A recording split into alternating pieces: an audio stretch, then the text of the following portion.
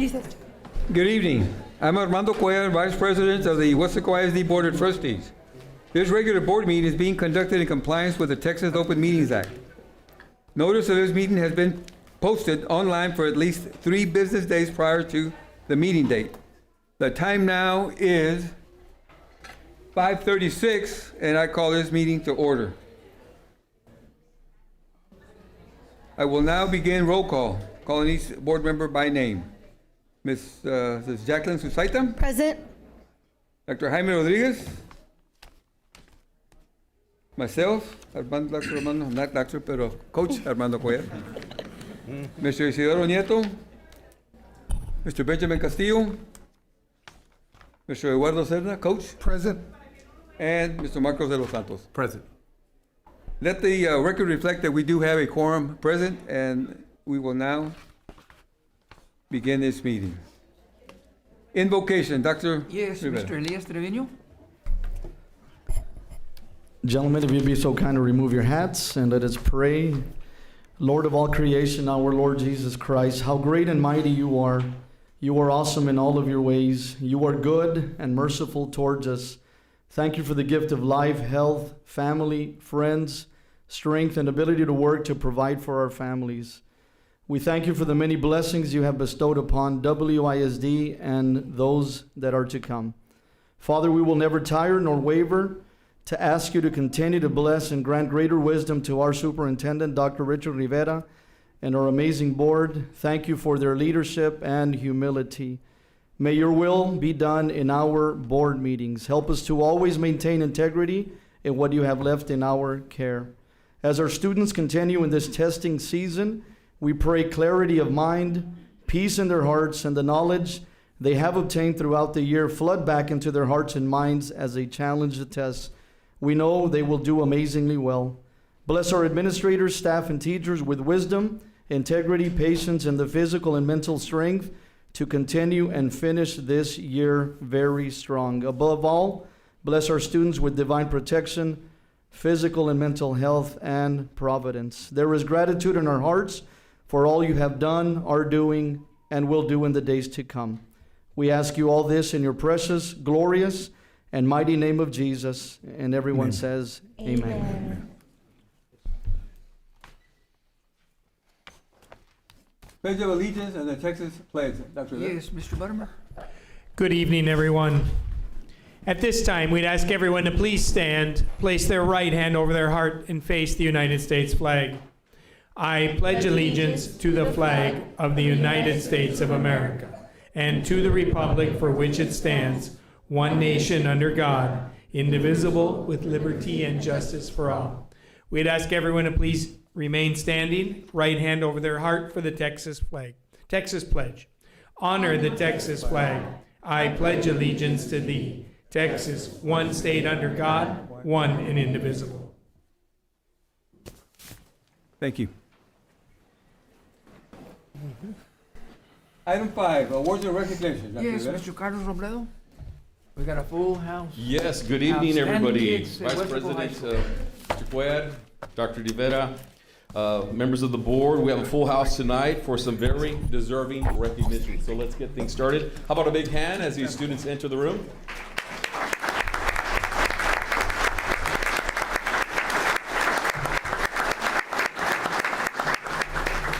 Tonight we are here honoring a special group of students who have recently returned from the 2026 State and Engineering Science Fair held at Texas A&M University earlier this month. As top winners of the regional competition, this group advanced to state. A&M professors and industry leaders judged over 1,400 projects. We are proud to announce that Weslaco ISD was one of 2 Valley districts to have students place at the state fair. We congratulate Sofia Gonzalez. Round of applause. She won second place in the robotics and intelligent machine category in the junior division. Sophia also won $150 cash.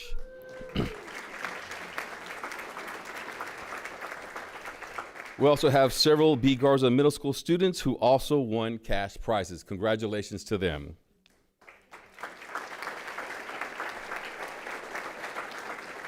Sponsors are Roxanne Mendoza from Weslaco East High School, Zenif Moreno from Central Middle School, Isabel Rosas from Cuellar Middle School, and Jenna Grado from B. Garza Middle School.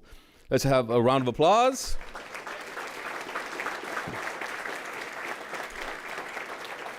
And parents, if you're here, can you please stand and be recognized? Parents, round of applause for our parents.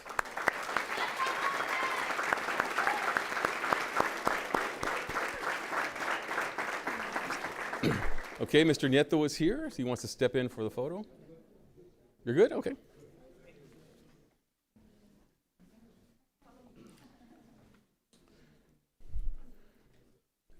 Congratulations once again, students.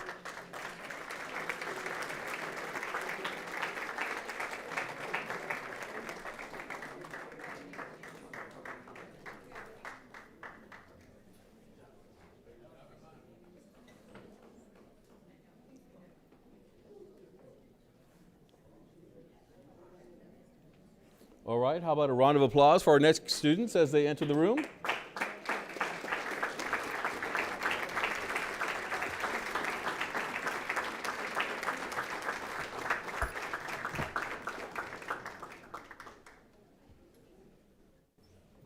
We have a big group here. These are members of the Weslaco East High School Wildcat Regiment. Let's give them a round of applause.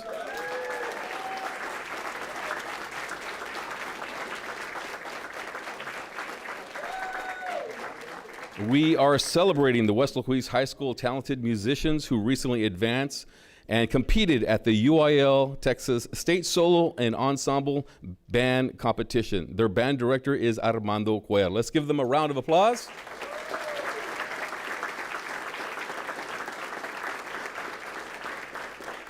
Parents, can you please stand to be recognized, parents? A round of applause for our parents.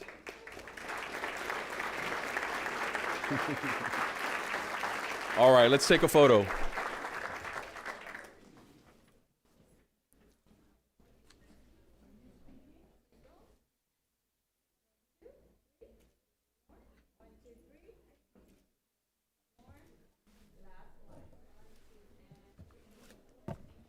All right, one more round of applause. Thank you.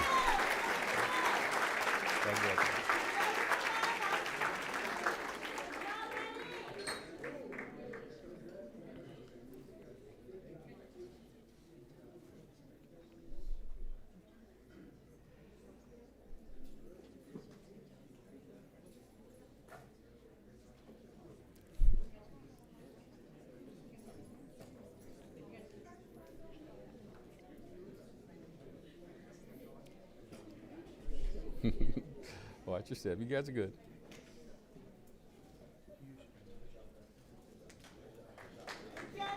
All right, congratulations once again, Wildcat Regiment.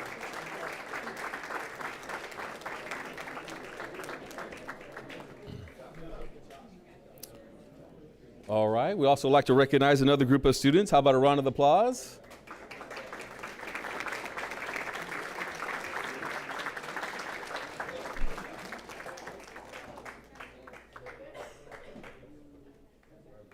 Now, we want to congratulate several choir students for representing Weslaco East High School and Weslaco High School at the state level. These students also advanced and qualified for UIL Texas State Solo and Ensemble Contest. Weslaco High School Choir Director is Denise Martinez. Weslaco East High School Choir Director is Dominic Saavedra. Let's give them all a round of applause.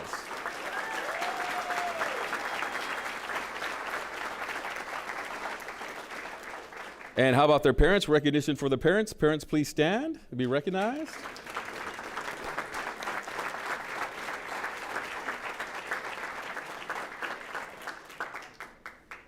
All right. Photo now, their board members.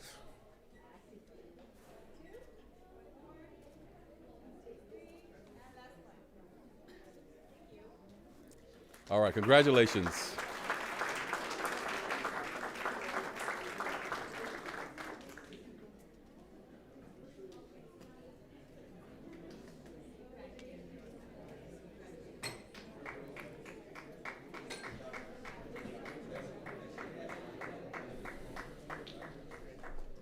All right. How about a round of applause for our next students, orchestra students from Weslaco ISD?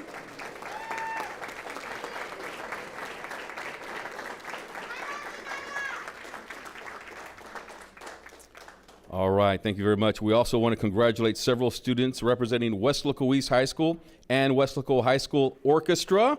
These students also advanced and competed at the UIL Texas State Solo and Ensemble Competition. Weslaco East High School Orchestra Director is Dr. Young Choi and Jose Zamora. Weslaco High School Orchestra Director is Mark Sanchez. Let's give them all a round of applause.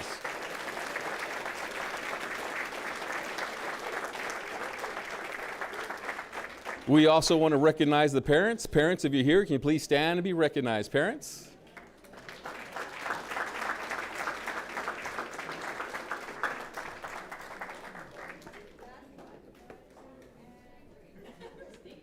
Photo is done. Congratulations.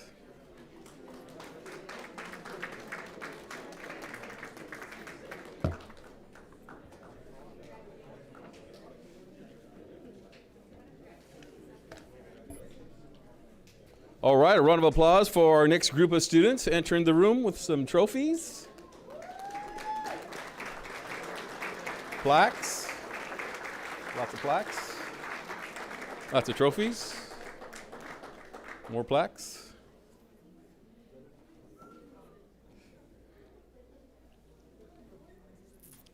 All right, ladies and gentlemen, these are the starlets from Weslaco East High School.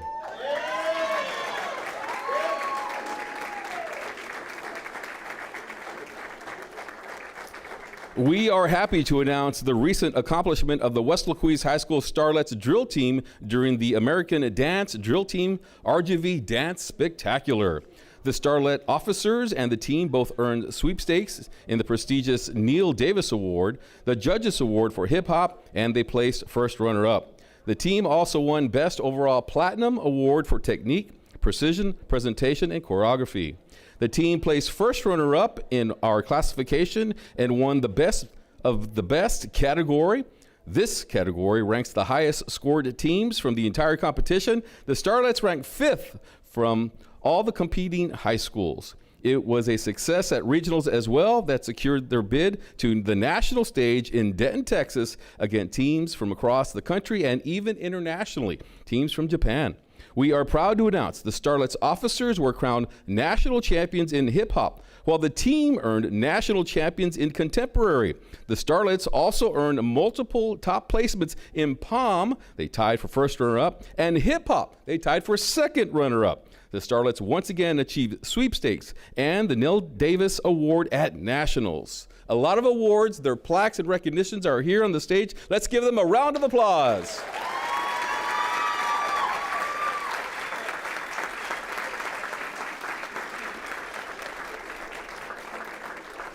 If their parents are here, can they please stand and be recognized? Parents.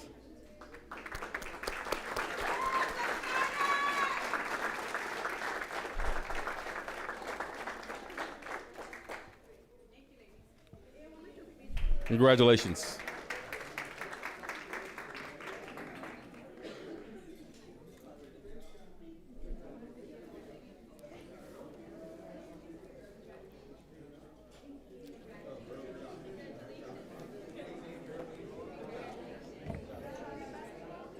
Basketball. There's no basketball. Soccer. Soccer, yeah, I got it. Yes. I got soccer.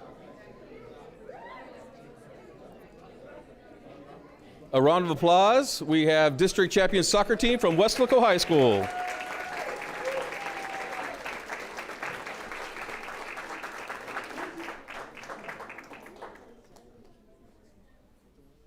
This evening, we want to congratulate the Weslaco High School girls soccer team for bringing home the 31-6A district championship, something that had not been done since 1999. How about a round of applause?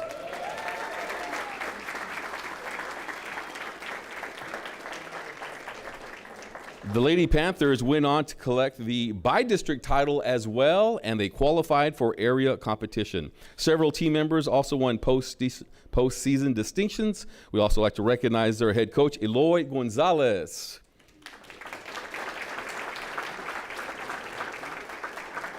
Parents, if you're here, can you please stand and be recognized? Our parents?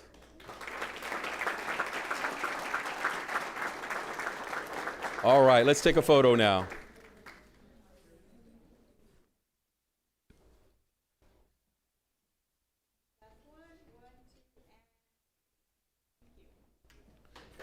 Congratulations once again.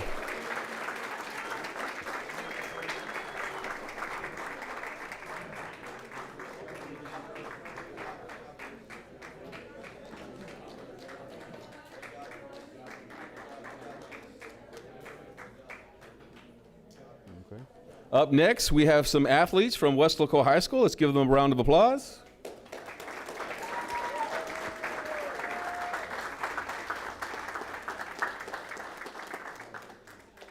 All right. So this evening, we want to congratulate the Weslaco High School boys and girls powerlifting programs.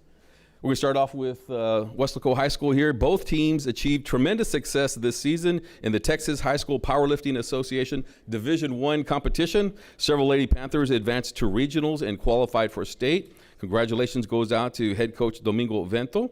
We also have several Weslaco Panthers who are here tonight. They advanced to regionals and advanced to state as well. We congratulate Martin Alvarez, who brought home not only the regional championship, but a state championship as well. Let's give them a round of applause, all of our students.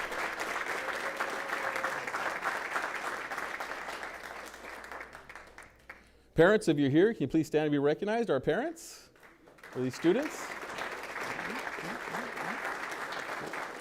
All right. Coach at Weslaco High, yes. Also like to recognize our coaches. Head coach for the girls team is Domingo Vento, and head coach who is standing on the stage for the boys team is Coach Eddie Ramirez.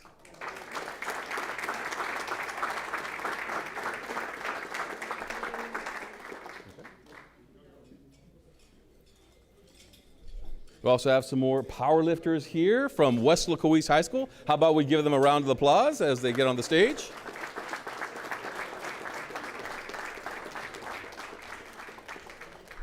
A lot of recognitions here tonight. We want to congratulate the Weslaco East High School powerlifting programs. Several members of the boys and girls teams advanced to regional and qualified for state competition. Let's have a round of applause for these individuals, for boys and girls. Congratulations. We also want to recognize their parents. Parents, if you're here, can you please stand and be recognized? Parents.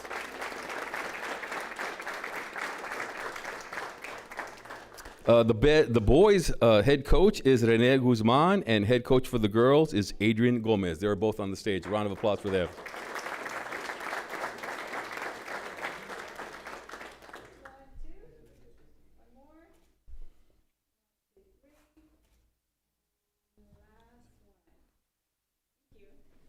Congratulations.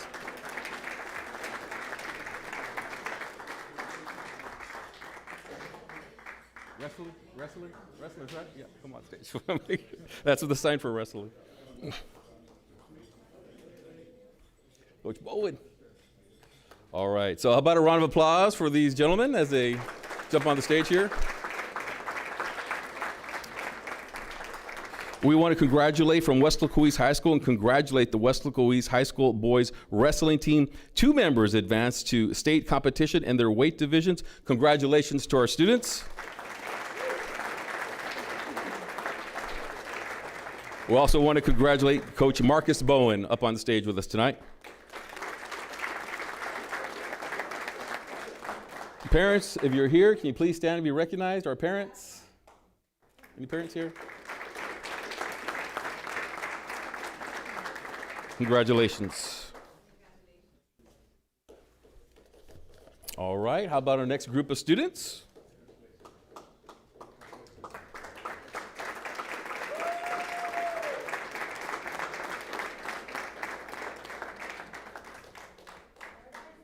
So we have some all-state academic athletes who are here tonight. We want to congratulate several high school athletes who were recently named on the Academic All-State teams. These academic All-State lists recognize high school athletes for their academic excellence in GPA, class rank, and ACT/SAT scores. We honor these students who perform at the highest academic excellence on and off the court and field. How about we give them a round of applause?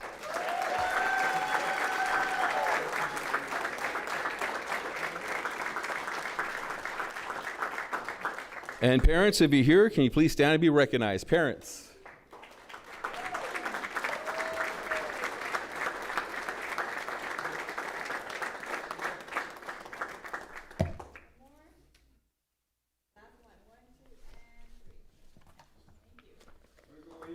Congratulations.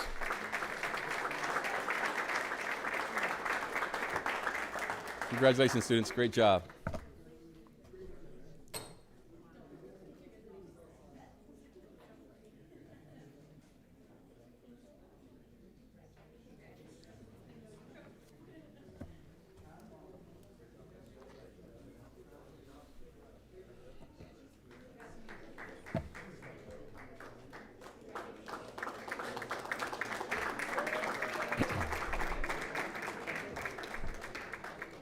So we have our proclamation next. You want to read that? Okay. Our proclamation. Weslaco ISD Independent School District has a long-standing tradition of excellence and strives to bring together all resources to provide our students and staff with the best opportunities for success. To that end, Weslaco ISD acknowledges and celebrates initiatives, departments, and organizations that join in our efforts to develop, expand, and enrich our learning environments for students, parents, and employees. Therefore, Isidoro Nieto, President of Weslaco ISD Board of Trustees, does hereby proclaim May 2026 as Celebrate the Arts Month, Better Speech and Hearing Month, National Mental Health Awareness Month. We also proclaim in May 2026 School Lunch Day, May 1st, National School Nurses Day, May 6th, Teacher Appreciation Week, May 4th through the 8th, National Police Week, May 10th through the 16th in Weslaco ISD, and urge all citizens to recognize with appreciation our district's commitment to educating and helping our children achieve their highest potential. This recognition by President Isidoro Nieto, April 20th, 2026. Thank you.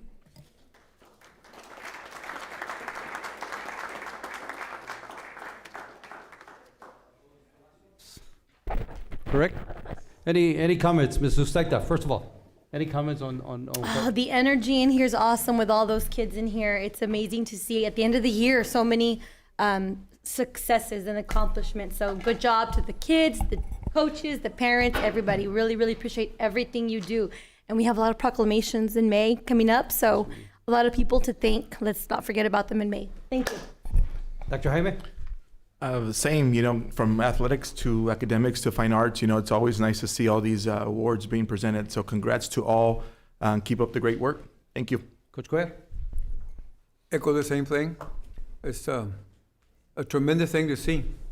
And it's been said, a long time ago, somebody says that a picture is worth 1,000 words. And right there you saw evidence of that. So Weslaco ISD, the right choice and the right place to be for all the opportunities for all the different areas, not just athletics and fine arts, but all kinds of different things. And I keep hearing that we're looking at some more possibilities so that our students have every opportunity possible to experience the things that they're going to use for the rest of their lives. So again, for all those involved, congratulations. Keep up the good work.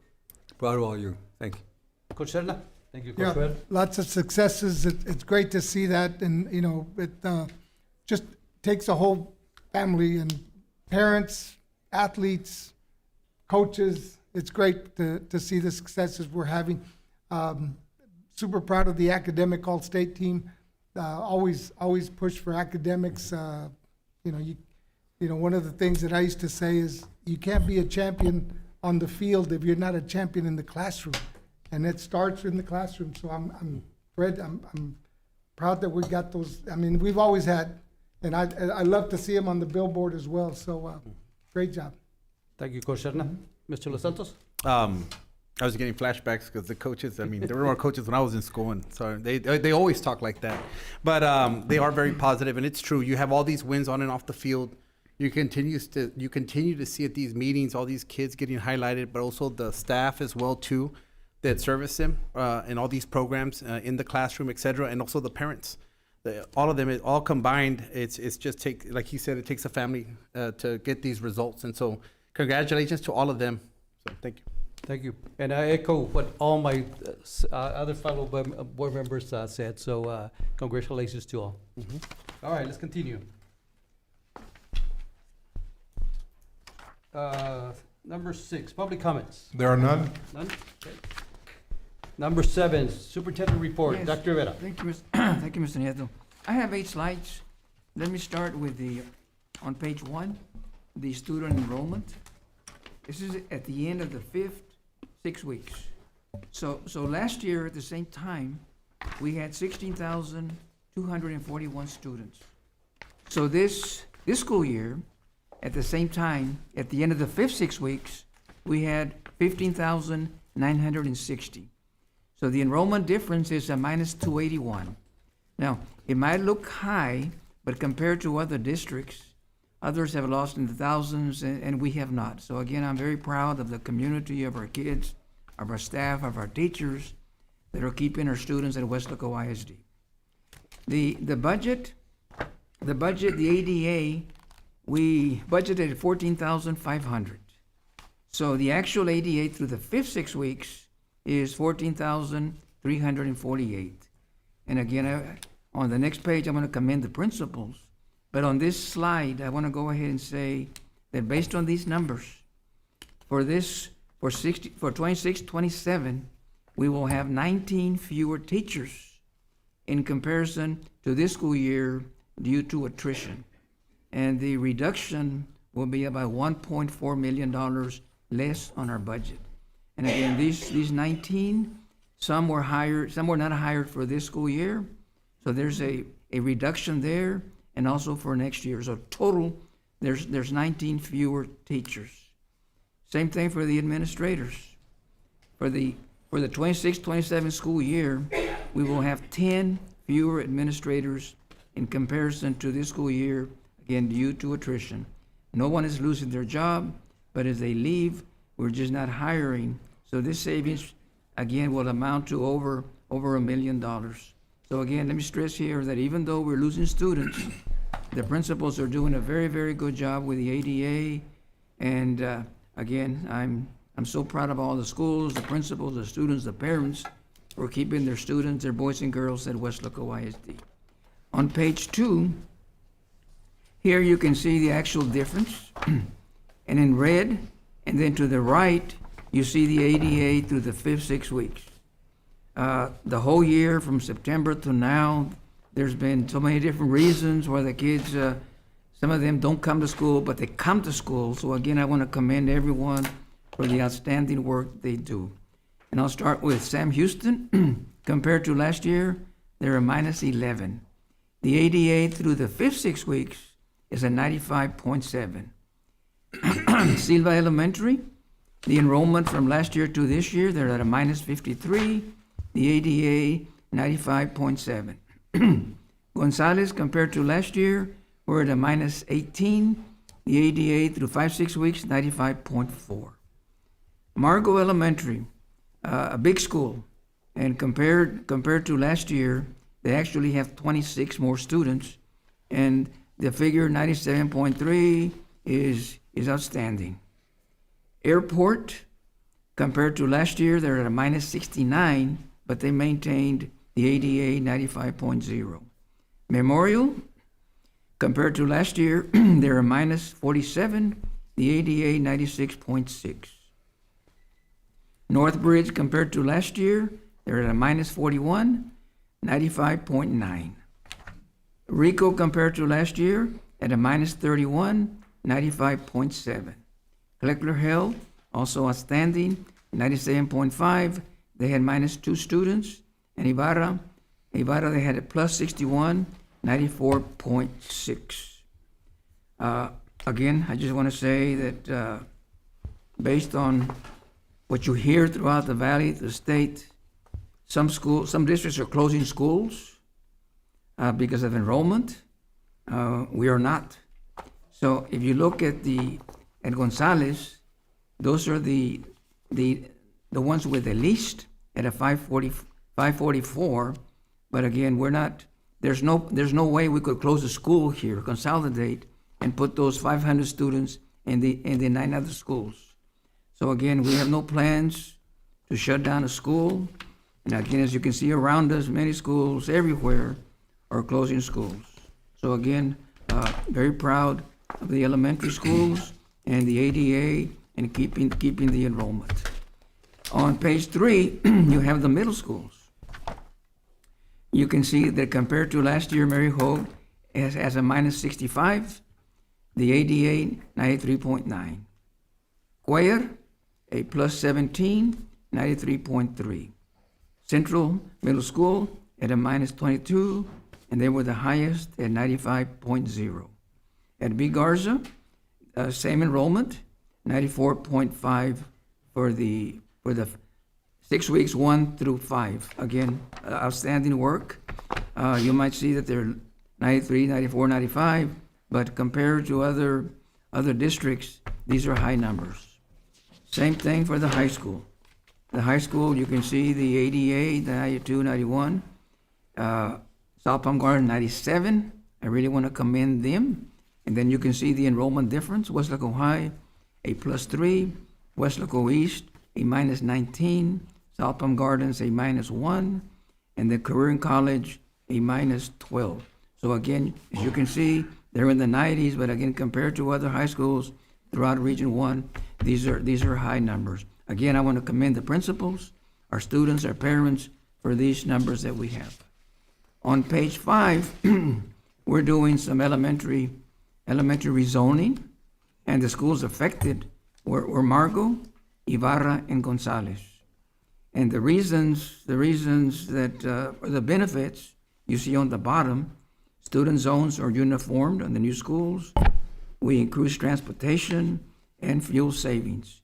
So back on the numbers, Dr. Margo is going to be decreasing the enrollment by approximately 101 students going to Ibarra. Mario Ibarra is decreasing enrollment, and these kids are going over to Raul Gonzalez. And Raul Gonzalez, they're going to increase the enrollment by 143. Again, parent meetings were held. There was very little resistance.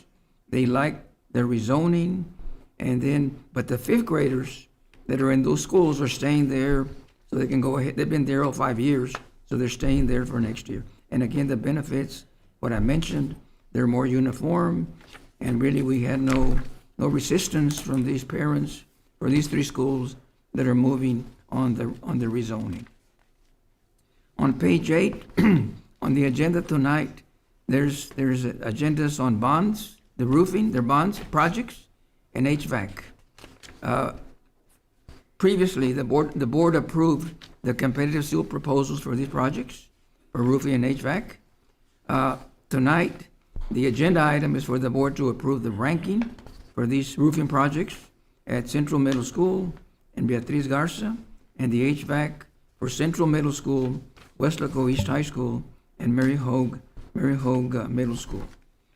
The next page 7, these are upcoming bond projects that will be done during the next 4 years. We're doing some fine arts, fire alarm systems, campus vestibules, and Weslaco High, the roofing. So the fine arts on Cuellar Middle School and Central Middle School, the board previously approved B. Garza and Mary Hogue for the fine arts expansion in part of the bonds. ERO is the architect. So they're currently working on the design development for these schools. A presentation will be done later to the board so you can see what these campuses will look like. And then we're doing the same thing for Cuellar and Central. And these are future bond projects that we brought to you in the next 3 or 4 months. And again, the fire alarms for Collector Health, for North Bridge, vestibules, these are coming for Weslaco High, North Bridge, Collector Health, Tony Rico, Mary Hogue. So with these vestibules, this will complete the projects. For the public, a vestibule is an issue for safety. It's an issue before anyone can go into our schools. They have to come into these vestibules, and then they're signed in or they're brought into the campuses. But again, this is for safety reasons. And again, with so much stuff going on throughout the nation with shootings, again, our goal here is to make sure our kids are safe at Weslaco ISD. And my last slide is Pirábrigo. We're ready with this. We signed the contract. The original completion time was 365. The old ag farm was sold to the city for 1.5 million. So we're proud of what we did. We went there, played hardball with them. The original cost was 14,725,000. This is what the board approved. We met with them and we negotiated the cost. It was reduced by $800,000. So the subtotal now is 13,925. Through the meeting that we had, the board asked for things to be included. So we increased the cost by about $300,000, but we got the galvanized livestock pens, the AC for the restrooms, and the welding booths. Again, even though this cost was higher than the original number one, we were able to reduce the best and final by $800,000. So again, we're ready to go with this project. It's going to take about a year. Mr. President, this is my report on 8 slides. If you have any questions on any of these 8 slides. Thank you. Mrs. Sutaita, any questions? I wrote down 2 things during the presentation. One of them, just kind of think about how the schools that are doing good on their ADA, are they doing some kind of, strategy? I wrote down Margot was at 97.3% and Kleckler was at 97.5%. What are they doing that helps this percentage that maybe other schools can do also? Are they doing something different? I think they meet often with each other. They discuss this, and different schools have different projects they use. And again, we have South Palm Gardens, we have Margot. We have what's the other? Margot, Kleckler Health. So the principals are here. You guys have time to talk amongst each other, and this is what I'm doing at my school, and maybe you can try this. Okay, that's good to know, the communication. Yes.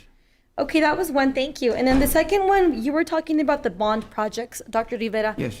And I know we've always mentioned in our meetings before about having something posted online on the Weslaco ISD website where people can keep track of, okay, this is what they've already spent, this is what is still pending. Because I went over to the website right now, and I know there's the bond tab under the superintendent and board, but that web page only shows what is my school getting, just the one from the information that we posted a long time ago.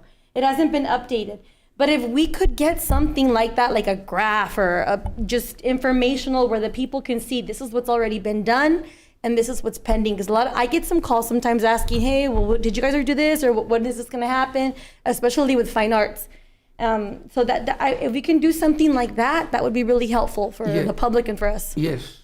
We discussed that last time, but we need to do it now. Yes. And we are going to do it. Okay. Guys, right? Good Sounds points. good. Good points, Mrs. Sutaita. All right, that's it. Okay, Dr. Thank you. Jaime? Great report, Dr. Rivera. Thank you for all that information. And same, with the ADA. Great job to all the campuses, especially elementaries and 95% and above pretty much across the board. And, all the other campuses as well. But, great job. Whatever you're doing, keep it up. Thank you. Thank you. Coach Guerra? Same thing. Keep up the good work.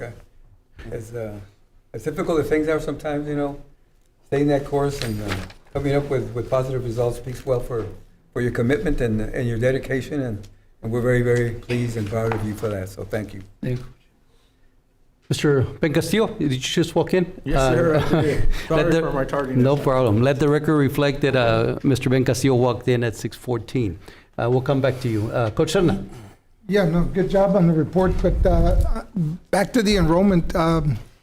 I know that you showed some numbers at the beginning, and then there's also going to be a decrease. Some schools are going to have a decrease. Yes. Some of them are going to have an increase. Were those numbers reflected on the numbers that you showed? Yes. They're already reflected in there? Yes. On these, we're going to have less teachers because you have less numbers here. So this is part of the attrition. Okay. That we're not going to hire these teachers at these campuses. So there's still a chance to grow, no? It's like Gonzalez, that's down with low enrollment? Is there, Yes. Well, the enrollment window's still open. It hasn't closed yet. Right. So yeah, we're still. and how's pre-registration coming along? As of Friday, this past Friday, we were roughly 68%, 69%. So we're very strong where we're at. We continue to push forward at the secondaries is one of the areas. I really have to compliment at the 10 elementaries. They've done an outstanding job, but we're still raising our numbers. But overall, we're very pleased at 70% at this point. Okay. Thank you. Mr. Los Santos? Yeah, no, I was gonna just talk about that slide as well too. The discussion of enrollment is still open, and we're still enrolling individuals. You got a lot of new residences, apartment complexes that are going up Correct. Overnight around town, and they're filling up quick. And they have desired areas there. So we just really want to advertise that we still have room and just kind of increase the marketing and keep showcasing our district. The other thing is on slide number 1 or number 2. I know that we keep saying, is it that they're leaving the district, or is it that they never came? You know, and that's kind of a discussion I had with other individuals, not here, but that was kind of the question. Could we say, well, the enrollment difference? What I mean by that is, right, is it every time you graduate a high school class, they're almost 2 decades back into the past, right? A different culture, different time, right? As you and your kindergarten classes now are seeing the effects of COVID. Okay, during that time, remember everybody was spraying down their groceries with Clorox, and we were in a whole different environment and world. So you're going to start seeing that impact coming in. But my question is usually what a lot of districts are seeing. They're seeing their enrollment dip a little bit every single year for a few years because of that. Every time you graduate that group, you know, those are 18-year-olds and 17-year-olds. That family back then that first decided to have kids is completely different than now. So when we say, well, the enrollment difference, or we have 280 that left, or whatever the case may be, is it they left, or is it they never even came in? Because the amount of students enrolling in schools is smaller because of birth rates. That's what I'm kind of asking you. And that's been seen nationally. I see you shaking your heads. So that's what we are seeing, is our cohorts are smaller at our primary levels Right. than our outgoing. Okay. Now, again, we know we have some growth will take time in the secondary as students join because of all the different programs we have. Mm-hmm. But again, our cohort numbers are smaller at the primary levels than our graduating classes. Okay, good. Yeah, I just wanted to clarify that. So, Mr. De Los Santos, and just to add, right, because we did Carlos Martinez and the PIMS department helped us study just the by grade level, right, the enrollment.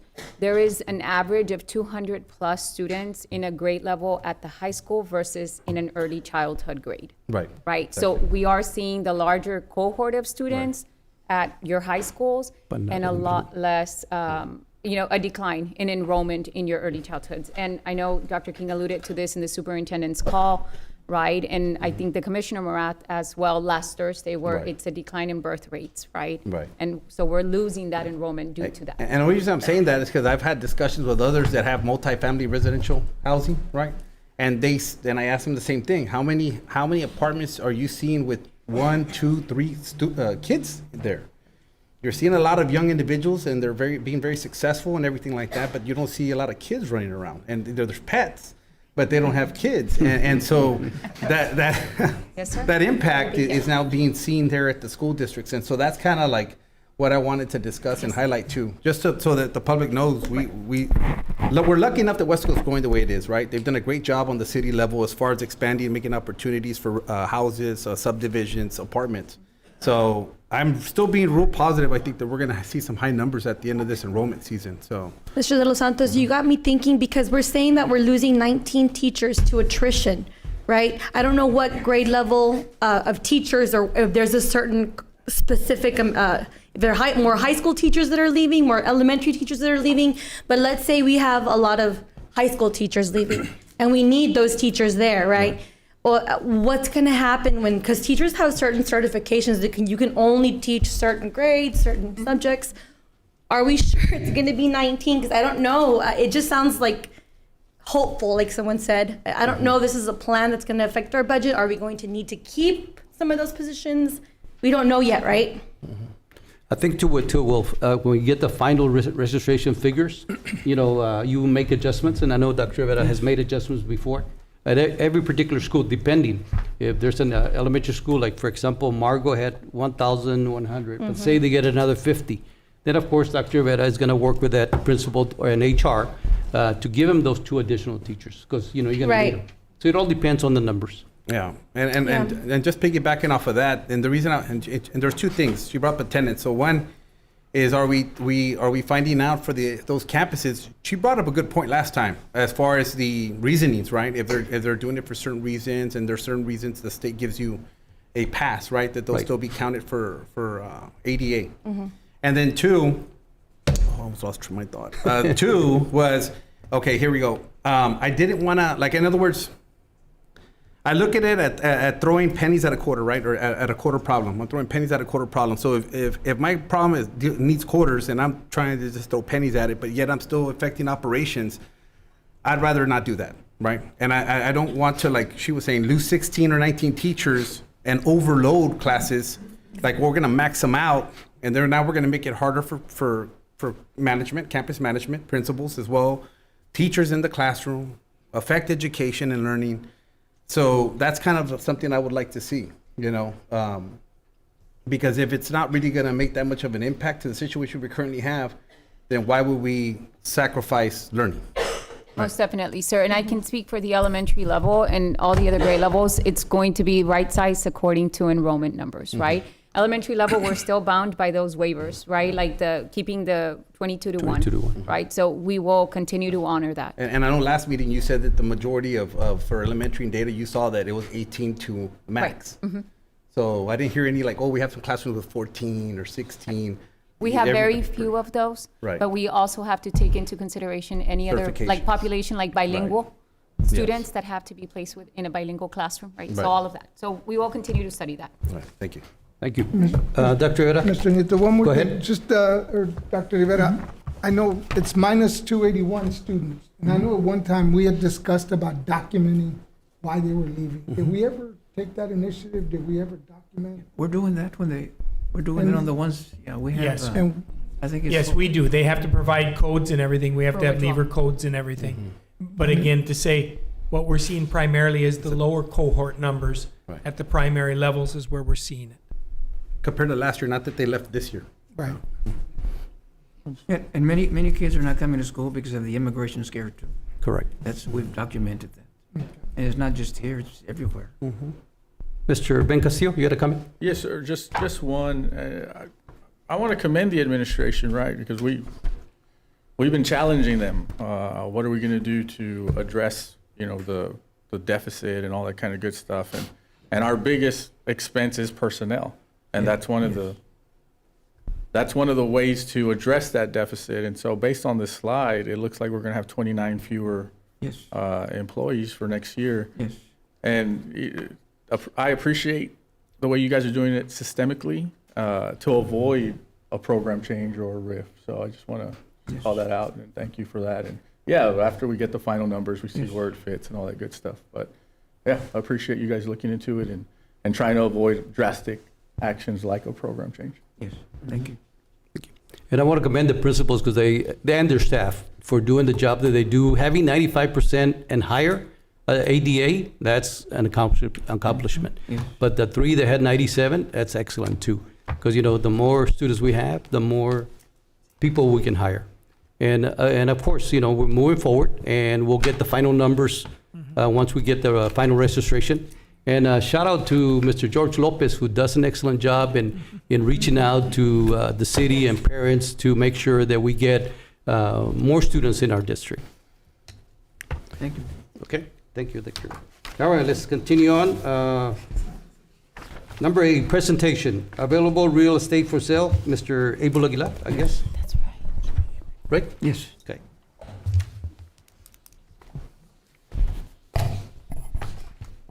Mr. Board President, Dr. Rivera, members of the board, good evening. I do have a small presentation for you on some real estate that we have available to sell. They're going to be identified as property A, B, and C. If you recall, there was another presentation provided to you back on February the 16th, and it was real estate to consider. There were multiple properties that we had identified district-wide. So we do have an agenda item after this presentation under discussion and possible action. By resolution, this can take place as per policy CDB. and that is what we're following here. So what I have before you is available real estate to sell that we're looking at. The ones we have identified is this property west of the Legion. If you see, it's identified as property A, and that's approximately 1.25 acres. That's going to be one property. We have one that's on the same area, lower on the corner of South Bridge and 7th Street. That's property B. That's also identified as 1.25 acres. As you can see, both properties have been possible options as office buildings, apartments, depending what route anyone would like to take. You know, they do purchase some. If you look at a survey that we have available here, you're going to notice an agenda item that's going to have A and B as identical language because it is being subdivided by the farm tracts that you see there. The farm tract is diagonal across the properties A and B, and that's farm tract 691 and farm tract 683. So if you notice those two agenda items, it wasn't a typo. That's the way it's identified through our survey. The third property that we have identified wanting to sell is property C. This is a property south of Ibarra Elementary. It's approximately 12 acres. This property can be used for new homes, apartments. They can subdivide that out. Here you have a plat survey of the property, and it's northeast, slightly northeast of Barrio Ibarra Elementary. And those are the three properties that we have identified as of this time. Again, we do have a discussion and possible action to authorize the sale of these, authorize the superintendent to post the sale of these properties. Again, we have identified them as no longer necessary for educational purposes. Again, we have to proceed with a survey and appraisal or hire a broker or someone to sell these properties if we wish to do so based on our policy. And the properties do have access to utility and drainage. Now, the sale of the school district property, this is one that we did sell, the existing ag farm for $1.55 million. Now, that one did not need to go through this process because it is a governmental entity that has a power of eminent domain. All we had to do was we went through with a resolution, and that was back on March 9th. So we didn't have to go through this process. Now, that is our policy on the bottom that we do have, and that is a policy that we're following with this resolution that's in place after this presentation. Does anyone have any questions? That's my presentation.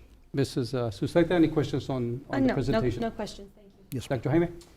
Just on this, are we able to get some information on the value before we, decide, go ahead and proceed with the sale? Absolutely, sir. As a board, that will be the plan, to get all that Okay, that'd be good to. appraisal and so forth, the survey.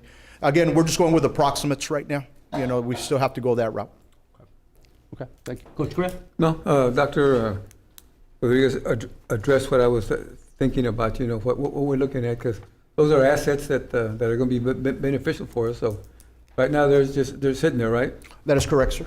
So might as well put them to good use. Yes, sir. So once you find out what we're going to get, and I know Dr. Rivera always drives a good bargain, so. You and your staff, everybody Yes. deserves credit. Thank you, Coach Correa. Mr. Castillo? No questions. Thank you. Coach Serna? No, sir. And Mr. Los Santos? Yes, I do. I think I've been vocal about how I feel about this item, and I know that it was presented as a revenue-building decision by the district to sell the properties, to build up revenue, to handle the deficit. But this is just food for thought, And I've talked to some people, and I've told them this as well too. When you're thinking about approving this, think about it. Would you sell your house to pay your credit cards, right? And think about that. No business owner, developer, etc., would ever tell you to sell property. Period. A lot of the development that we've had here in Weslaco ISD, some of these new buildings that you see, are because of the actions of people in the past, board members before us, trustees before us, superintendents, etc. Well, even Dr. Rivera was probably here when he bought some of that land that was vacant and wasn't being used by someone as well too, right? So those were investments that those individuals did for the future. So even though it's something that we're looking at saying, well, we need to sell the property to build some revenue, like I said, again, throwing pennies at a quarter, at the end of the day, I don't think it's the wisest decision for us as trustees to do, because nobody would sell property. It's like a banker told me a long time ago. He said, dirt is worth more than gold. Okay? And so I see absolutely no reason to sell something that we may see as not needed at this moment. But 10, 15 years down the line, once there's other trustees here and other leadership here, they may see a use for it or a need for it, for expanding, right? Because where are you going to buy more land in Weslaco once you need to grow? Okay, because you are going to continue to grow eventually. I just think that this is a bad idea, and I just wanted to leave that as food for thought for my fellow trustees as well. Would you sell your house to pay off your credit cards? Because this is not going to make any major impact to the situation we're currently in. Thank you, Mr. Dos Santos. Thank you. One last thing, the sale of the park, that was a great job. The sale of the ag farm, because it's going to be a city park. So that one, of course, I know why everybody supported it. Right. This here is just something I really want you guys to think about. Okay. I think before we go on, I agree to an extent with Mr. De Los Santos that it's very valuable. I see the property A and B though; they're tiny little tracts. They're very unusable, kind of, unless somebody invests some money in there. I see that we don't really use that, or it can be used much. But property C, which is south of Ibarra, that's 12 acres that we're talking about. I mean, if we ever, let's say Weslaco High School Weslaco Yes. High School, we don't really have much on the north. It's kind of central now, north central side, and that's 12. How many acres is Weslaco East? You need like 100 acres for a high school. Oh, really? Okay, well, I don't know, something. Well, you might want We to turn can the use it for elementary into a something. junior high. Yeah. It's very valuable property. I feel like those 12 acres back there, because we've all probably gone by there. You go down the street and it's very wide open. It's open to a lot of possibilities. So I would like to maybe, A and B, I can see that we're not going to use it, but C's a really good piece of land there that I wouldn't be comfortable with. We'll have a vote on that. Okay. So let's continue on with discussing the possible action Thank you. item. A discussion and possible action for no the... consent? No, it's right here. No, Nine. we're still there. Oh, sorry. Yeah. A discussion and possible action for the Board of Trustees to authorize the sale of the properties described below and authorizing the superintendent to post notice of the district's intent to sell the properties in accordance with section 272.01 of the Texas Local Government Code, to receive and open seal proposals and to present said proposals to the Board of Trustees for acceptance or rejection as follows. The surface only approximately 1.25 acre tract of land out of Farm Tract 683 and Farm Tract 691, West Tract subdivision located in Wesco, Hidalgo County, Texas. B, the surface only of approximately 1.2 acre tract of land out of Farmland 683 and Farm Tract 691, West Tract subdivision located in Wesco, Hidalgo County, Texas. And C, the surface only of approximately 12.0 acre tract of land out of Farm Tract 79, WISD Elementary Northeast Lot 1, Block 1, located in Wesco, Hidalgo County, Texas. Can we do this? Yes, sir. A and B have been there since the 60s, Correct. and there's been no use, and I don't see a use for them. So that's why I recommend that we go ahead and go with A and B. But I think you got a good point on C, there at Ibarra. So I'd like to hold the C until later and just go with A and B. Okay. All Make right. a motion to approve A and B for sale as recommended by administration. Second. We have a motion by Mr. Castillo, second by Coach Cuellar. Any other discussion? All in favor, please say aye. Aye. All opposed? Motion carries. Thank you, Dr. Rivera. Okay, let's continue with item 10, Lone Star Governance. Dr. Rivera. Yes, Mrs. Solano, I'll let you. Yes, good evening, President Nieto, trustees, and community. So this month in our LSG report, we are reporting on Goal 3, GPMs 3.1 and 3.3 that address the math, and Goal 4, 4.1 to 4.3 that address reading results, right? So we're going to be focusing on our benchmark 2 results that campuses and students just took anywhere from mid-February to late March, right? We are now in start testing mode, so GPMs 3.1 to 3.3 will address 4th through 6th grade math. If you look at that first slide of data, this is the district slide. So we are comparing benchmark 2 to benchmark 2, apples to apples, right? From one year to this year. So last year, benchmark 2, fourth grade students achieved an 38% at the meets performance level. This year, fourth grade students, current fourth grade students, attained a 42% at the meets performance level.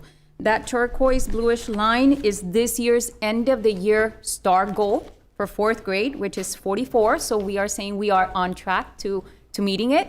They're doing phenomenally well, right? And kudos to everyone, right? Because I think tonight's LSU presentation is very positive for the most part, right? And then again, that red dotted line is the GPM's overarching goal is to help sixth grade students attain that STAR performance level at the meets, right? Which is that purple bar at the very, very top for STAR Math sixth grade. So we are on track to meeting our targets.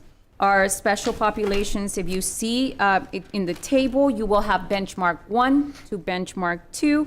Here, fourth grade had growth in mostly all areas or maintained in special education. So we are saying with confidence, as this finished in March and they still had a couple of weeks to blitz and review and teach additional content, that we are on track to meeting the end of the year goal.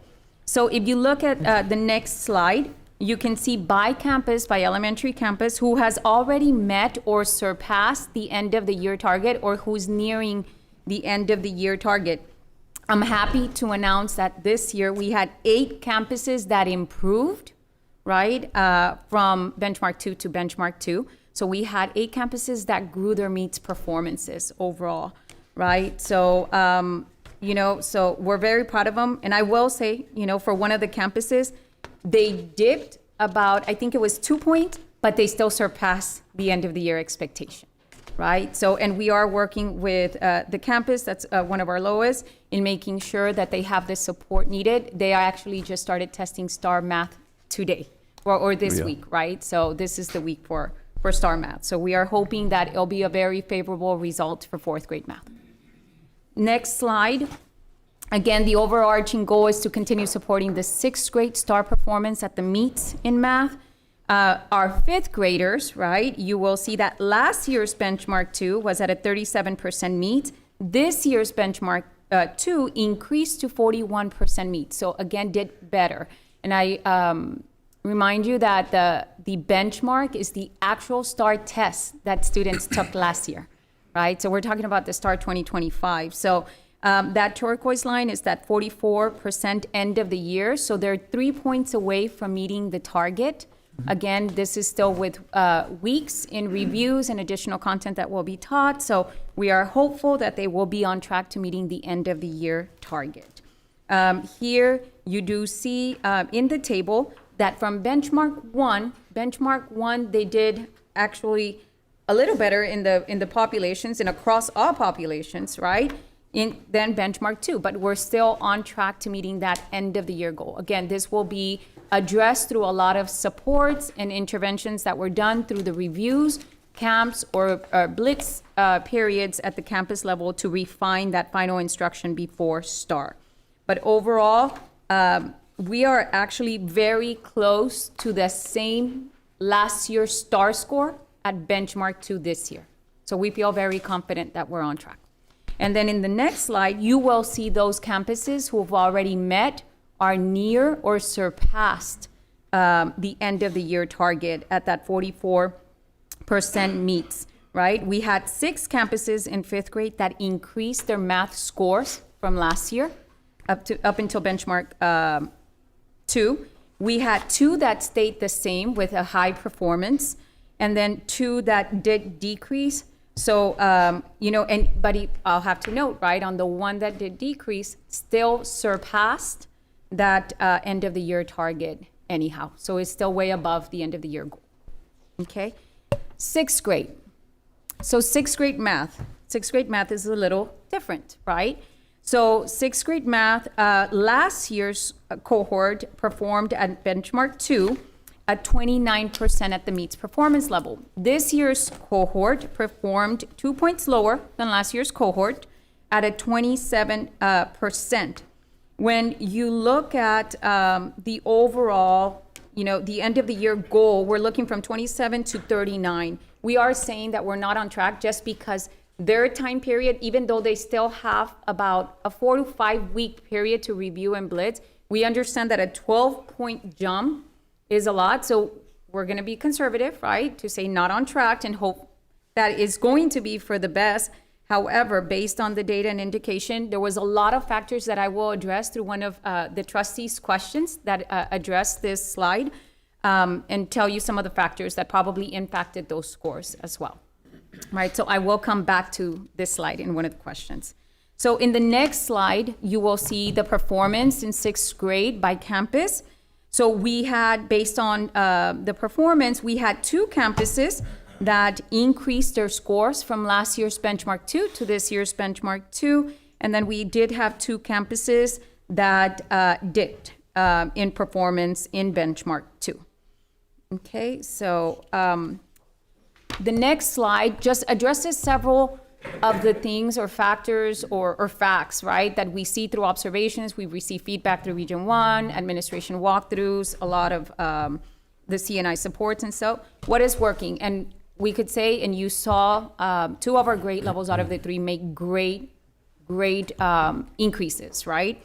We see that where fidelity is true, no deviation, no supplemental resources taking priority over the adoption, we are seeing high performance, right? And this is with a new Bluebonnet curriculum. So we are very proud of that, right? We are seeing lessons aligning to the language, and principals are here and they can attest, when they walk from 1 grade level to 2, 3 grade levels above, you can hear the common language in math. Everyone speaks math language, not just strategies to help me pass the test, right? So we see a lot of collaboration, a lot of communication with teacher administrations, the coordinators through a lot of the PLCs. The conversations have been very focused and intentional. So we see that where we see full implementation of that, we're seeing the high performance, because even our highest performing campus increased their scores to even higher. Right? Ms. Solano, just Yes. curious as a teacher, the Bluebonnet curriculum, you say fidelity, which means stick to the material, Right. don't deviate. But, as a teacher, you have your kids who need something different, tier 2, tier 3. Most definitely. Does Bluebonnet come with those modifications for They do provide some accommodations for your diverse learners. But however, our curriculum team this summer for curriculum writing is something that we want to focus on to even extend that support for the diverse learners. Because we understand that when a curriculum or an adoption is written, it's obviously written with best practice, but our student population may differ, right? Or the needs. However, I do want to emphasize, right, that the Bluebonnet adoption or curriculum calls for a certain time frame in the block, 45 minutes to an hour, right, and so on. But we've increased the blocks, the instructional blocks, to be even bigger than that allowable time or required time, so that then they can bring in their supplemental. But don't jeopardize the adoption. Okay. You know what I mean? So you're giving them most more definitely, time to. Most definitely. But I do ask that for Okay. patience the first year, right? Because the first year we seem like we're running out of time because we're getting used to a new adoption, and we do, right? First semester, I think we heard that concern a lot, right? But I don't have time for the supplemental. As we get more fluent and proficient with it, then we're seeing the time being left for those supplemental activities, but not one jeopardizing the other. Okay. Yes. So, and that is what needs more attention. So in the campuses that we're seeing where performance is not as high, it's a lot of coming back, refocusing, and shifting that focus and intention to, okay, we see that this is working. We got to do it at 100%. There's no negotiation, right? And again, to integrating now student work analysis, student work in a PLC, not just talking about preparing myself as a teacher and in planning or rehearsing the lesson that I'm going to teach, but okay, if I pick this student work, what does it need? What is it saying? What are the misconceptions, right? And addressing that next time. So, and then again, bullet number 2, Ms. Sustaita, which is what we address, internalization focus on supports and extensions, right? For diverse learners. So enriching that even additional support that the curriculum has. And then using data to drive our decisions at the campus, right? Critical. So that is our math report. I'll now move on to the reading report. And if you notice in the reading just like they did amazing. Again, kudos to all the principals here, to the teachers, everyone at the campuses, content coordinators, our CNI team, everyone, exceptional job. If you look at fourth grade, right, again, supporting that sixth grade reading goal. Fourth grade, last year's benchmark 2, 45%, this year's 53%. The goal was 50. Benchmark 2, which was a real last year's star, already surpassed the end of the year goal and actually met the 2028 goal, right, 2 years from now. So kudos to everyone. If you look at if you look at the table, right, from benchmark 1 to benchmark 2, almost a 20-point gain, which is incredible, right? So kudos to everyone, for making this happen. Great job to everyone. So we're definitely saying we are on track, right? So at the next slide shows the campuses, their individual performance. Again, from benchmark 2 last year to this benchmark 2, 8 campuses increased their score significantly. The 2 that went down, we are already addressing and supporting. We label them our priority campuses of support. So our content coordinators spend a lot more time as soon as we get data, and they go in there and help support to increase that performance before STAR. So kudos to everyone for doing an exceptional job. It's phenomenal to see all these campuses. And we have a lot of campuses that, and I'll mention here Airport, for example, and kudos, Mr. De Boyoso and his team, right? We know Airport was one of our D campuses. Look at how amazing this campus is doing. We have Kleckler Held, your Gonzalez, 82%, right, at the meets performance level, when the state for these campuses that have met the bar or surpassed it, the goal for the state is 60%. We are way above the 60% meets. Right, so kudos to everyone. Margot had tremendous growth. Kudos to that campus. Rico, we had Sam Houston. Silva had almost doubled the percent of growth from last year as well. So kudos to all the campuses for doing a phenomenal job with the reading fourth grade. Fifth grade, again, another slide that's just amazing data. Last year's benchmark 2, 47% meets. This year's benchmark 2, 58% meets, surpassed the end of the year goal and surpassed the 2028 goal, right? So amazing data. If you can see benchmark 1 to benchmark 2, this same cohort of students had phenomenal gains in a couple of weeks of instruction. So again, kudos to everyone. They've actually surpassed the STAR performance with this test from last year's cohort already in benchmark 2. So next slide has the campus performance by grade. So amazing job to all the campuses nearing that end of the year goal, or those surpassing. All campuses here, all 10 campuses increased. All 10 campuses from one year to the other. So next, we have our sixth grade students, right? Also saying we are on track. Sixth grade had a phenomenal data from 43% meets last year to 53% meets this year, a 10% gain, actually surpassing their end of the year goal and meeting their 2028 goal already. So kudos to sixth grade reading. Teachers, instructional coaches, principals, everyone in assisting with this. We had tremendous gains in sixth grade reading as well. Right, so the next slide shows the campuses by performance. And in reading, all campuses had tremendous growth from last year's benchmark 2. All 4 campuses increased their performance in reading. So as a district, we gather feedback in the next slide. What is working for reading? Again, one of the things that we said that we changed from last year to this year in reading is we're getting a new adoption for math. We're going to implement full fidelity to it. We're going to do the same thing, even if it's not new, for reading with Savas, right, with Pearson.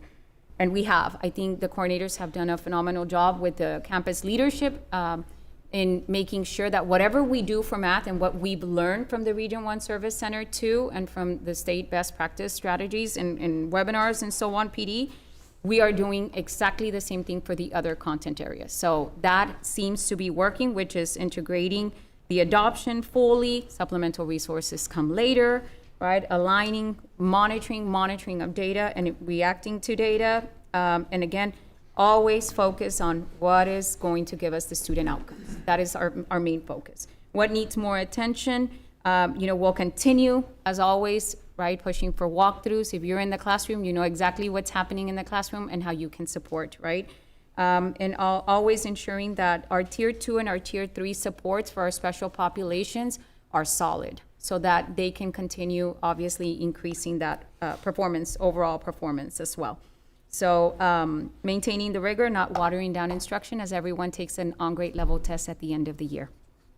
Lastly, for the Panorama Survey, which is CPM 3.1 and 3.2, which campuses, students, and staff just took. About 2 weeks ago was our final. We just received results basically last week for principals. So this one addresses students favorably, to respond favorably in emotion regulation, right? How do I deal with my emotions? Can I regulate, right? Can I handle, right, if I am in a crisis or so on? So our goal was a 46%. If you look at the spring 2026, and we just gave you previous data so that you could see how the district's been performing in the past, but spring 2026, the gray bar is the average of all levels, right? Elementary to include secondary. So average is 83%, which surpassed the goal of emotion regulation. And again, what is working, one of the things that the counselors and LPCs shared is, again, there's very targeted, intentional progress monitoring this data and identifying this in crisis. Or through services. Campuses consistently delivering weekly SEL lessons. We have seen a great improvement on this. Ongoing LPCs with the PD, with LPCs, meetings, trainings, services from other supports or companies, agencies. Consistent implementation of Panorama Action Plan. There's an action plan that goes as soon as we get the results that they then meet and roll out at the campuses to ensure that any gaps or any deficiencies are addressed. And again, Senate Bill 12 forms, right, which is now the parents giving access or right consent for us to service their children, are now also online, so that increases our services as well. What needs more attention, again, that we continue if someone is in a tiered support and needs that support, that there is a follow-through with all levels, right, not just the counselors, and again, making sure that everybody is reviewing and understanding the data. And we expand, obviously, services and supports to all of our students, right?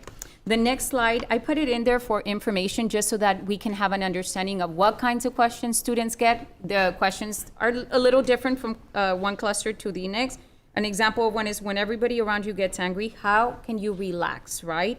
How relaxed can you stay? How often are you able to control your emotions? These are the types of questions they get for when they're assessing student emotional regulation. So this is just for information purposes so we can understand how they're assessed in the survey. So we are definitely on track with that. And the next, or the last CPM is with teachers and staff, right? How do they respond favorably to school climate? We are saying we are on track. Again, the spring 2026 says that on average, right, with teachers and staff combined, we are at a 67%, and the goal was a 58%. Right? So again, consistently, what is working? One of the things that we see, and I think high ADA also helps with this, is celebrating staff, celebrating students, recognizing them, right? Shout outs, awards, newsletters, spotlights. A lot of that obviously helps build that positive school climate and culture. Use of social media to advertise, to celebrate successes, teacher collaboration, and there's been a lot of collaboration with teachers, specifically this year as we've had new adoptions, new PD, and so on, and encouraging staff leadership and involvement through committees and shared responsibilities. So what needs more attention, and we base this off of the data that we get from Panorama, clearly and consistently set communications, that they're always clear, that people know exactly what to expect, right? Foster a culture where staff feel safe and supported. Strengthen connections among staff to build a stronger sense of community. Maintain a strong focus on staff well-being, including balance and wellness supports. Enhance the communication as well and the clarity. Increase administrator visibility and encouragement to build trust and rapport, and align teacher, staff, and student school climate needs to all, right? So this is based on the Panorama survey, so we will continue to address this, and I believe this has already been shared out from Dr. Vietta's office to all principals and Dr. Alonso as well. So, and then the following slide is just questions on what is it that staff and teachers receive, right? Examples of questions. So I'll move on to the trustee questions that we received. So the first question is, in fourth grade math, performance increased from 35% to 42% for benchmark 2 and is approaching the 44% target, while sixth grade declined 32 to 27 and it's off track towards the 39% target. What do we know about the differences in implementation or student experience that may be contributing to these contrasting outcomes across grade levels? So we do know one thing, in transitioning into sixth grade, right? And I think this is why the goal was chosen by the board. We know that the transition from elementary to secondary is huge, especially because you're going from a certain number of teachers to probably 7, 8 teachers, to extracurricular events, to being part of many other committees or student organizations or clubs, right? So we know that, in planning, we're saying in planning or PLC times, we need to go a little bit deeper in understanding the new curriculum and rehearsing it just like we've seen it at the elementary, where rehearsal is like a fidelity to it, right? So we also know that there's a lot of new content in sixth grade versus fourth grade, right? Fourth is kind of like a repetition or supports the third grade. Sixth grade is a lot of new content. We also do know, right, that sixth grade tested before spring break, and the other grades tested after spring break. So a lot of the content hadn't been taught, and this is an overall cumulative exam. It's a whole full start test.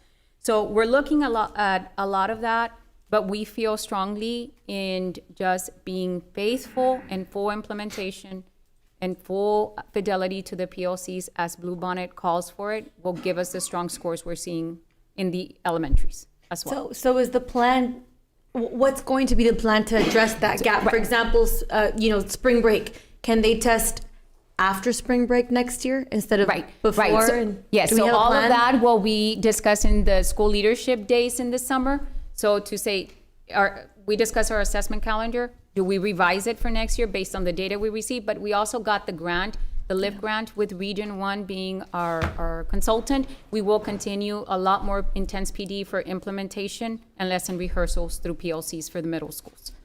Okay. Yeah. So that is what we see in math, and we're confident because we're seeing the results in elementary that should work for everybody else because the results are there. Okay. Right? LSD, another LSD question that came in is, across math benchmarks, special education students in fifth grade declined 24 to 10%, and in sixth grade, 8 to 5%. What do we currently understand about why these students groups are not showing growth compared to other groups? So we did see in whether it was in fifth grade or in sixth grade, that we saw the dips across all student groups, right?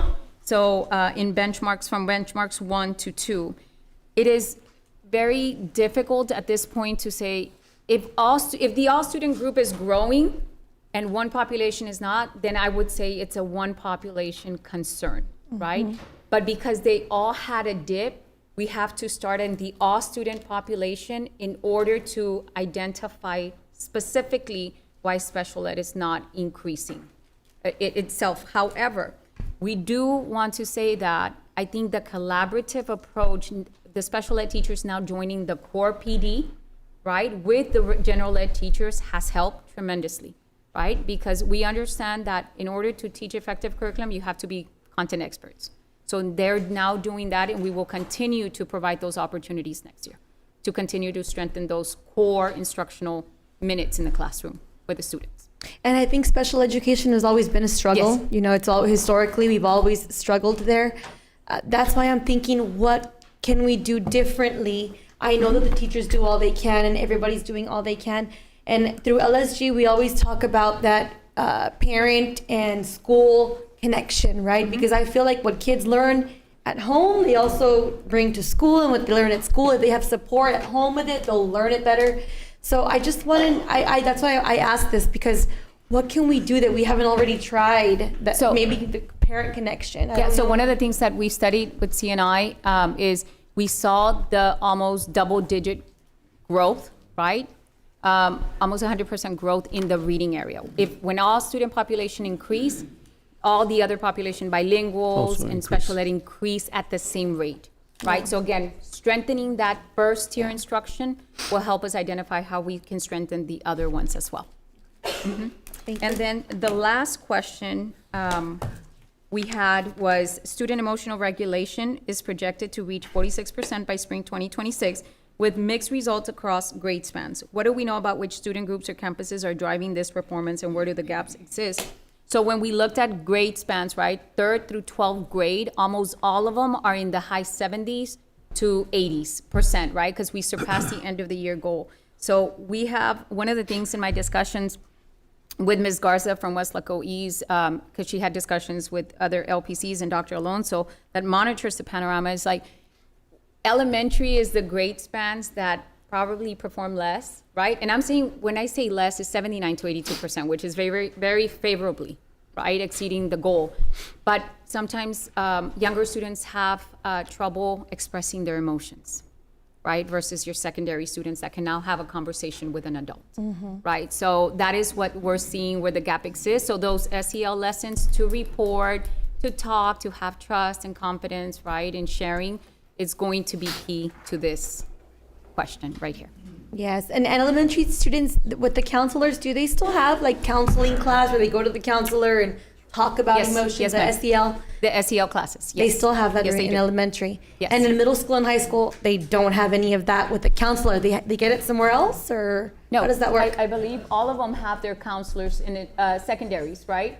They Yes. still do and perform their SEL classes. Okay, but it's Yes. not like part of like their No. schedule, like in Right, elementary it's- where you have right. your electives and you go Right, there. and they rotate through the electives, right? Yeah, and in middle school and high school, if the kids need to talk to somebody or their emotions, they just go and see the counselor, or, okay. Right, Yes. but they still are provided those SEL lessons by the counselors. Okay. And that is it for my report, Mr. Nieto. Oh, thank you. Any questions? Of course, Ms. Sustaja, thank you for providing those questions. You know, I think they were the same questions I was going to provide. No, no, I just didn't have the opportunity to provide questions, but very similar questions Yeah. in that area. Dr. Jaime? No, great job. A lot of good news when it comes to where in the direction we're heading. So, congratulations to the campuses. Reading, math, especially with the new curriculum. Just a lot of great information. What specifically are we doing, for those campuses, that are on the lower end? Are we providing, what resources are we providing? Is it more assistance is with, paraprofessionals, assistants? What are we doing? So a lot of what we've learned through Region 1, right, is doing collaborative walkthroughs, your learning walks, right, and seeing, okay, first, are we aligned, right, calibrated in what we're seeing in the classroom, and giving that prescription to the teacher there and then, right? Adjusting instruction, just like it says in T-test, to adjust instruction for the student, we got to make sure that the teacher knows to adjust instruction to the student if they don't know, right? So a lot of that academic support one-to-one with the teachers, the principals receive feedback as soon as someone goes in and conducts a walkthrough immediately. This is what we observe. This is what, how we can help. This is how we can change, right? And adjust instruction to increase that performance. So that is what we have found, Dr. Rodriguez, that will go further than saying, here's more money for another resource, right? Because we get another resource, then we jeopardize the adoption too, right? So we want to be truthful to that as well. So it's more of the in-person support. And how do we monitor, the administrators, in regards to the culture where being visible?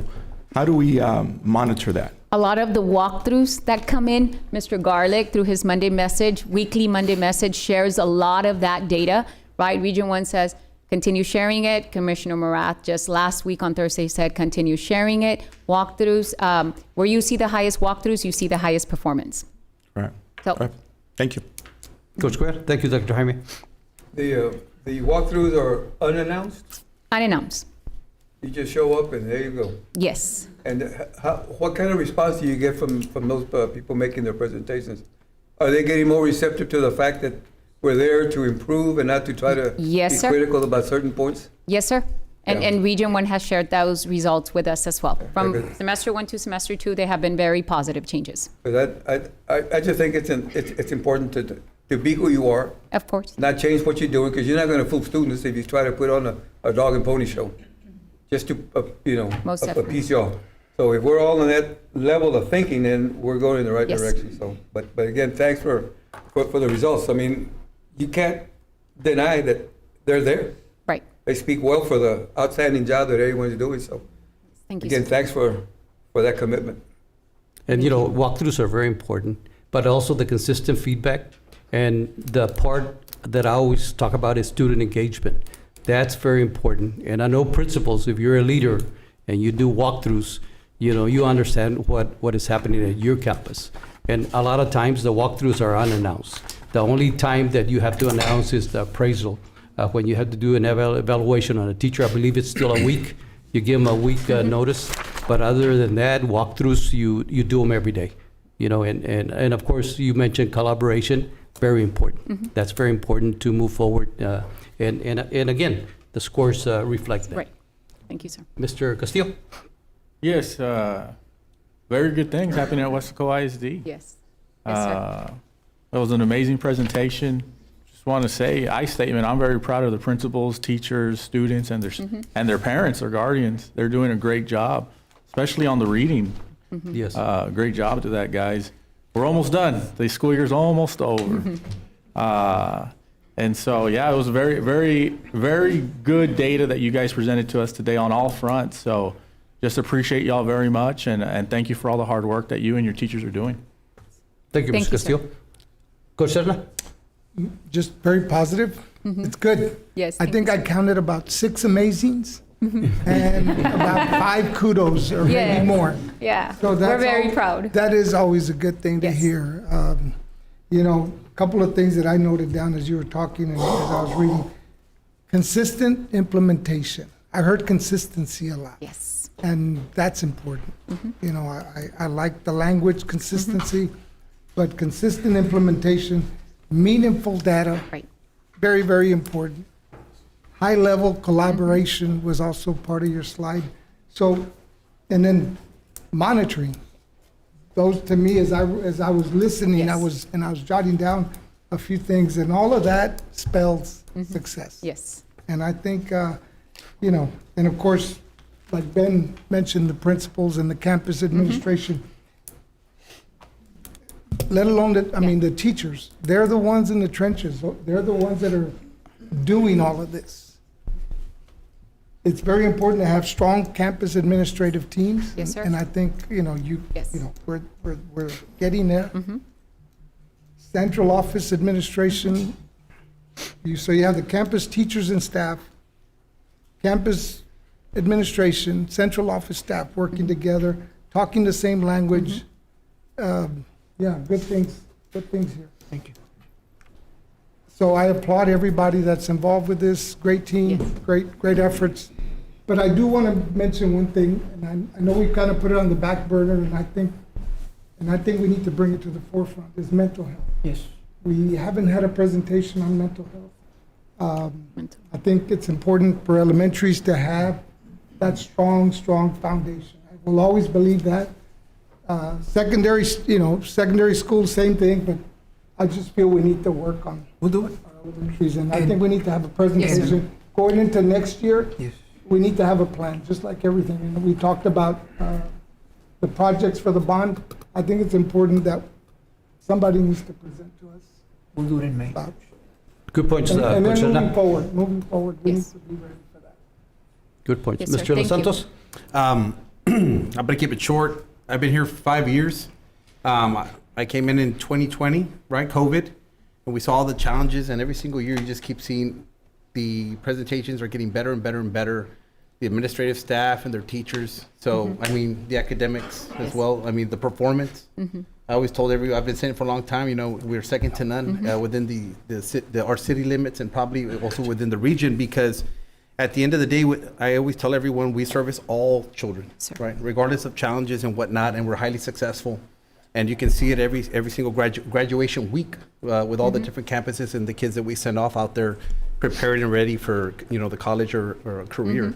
So again, just great data and great improvements. And thank you to everyone. Thank you. Thank you. Thank you, Mr. Santos. We'll continue on. Any other comments?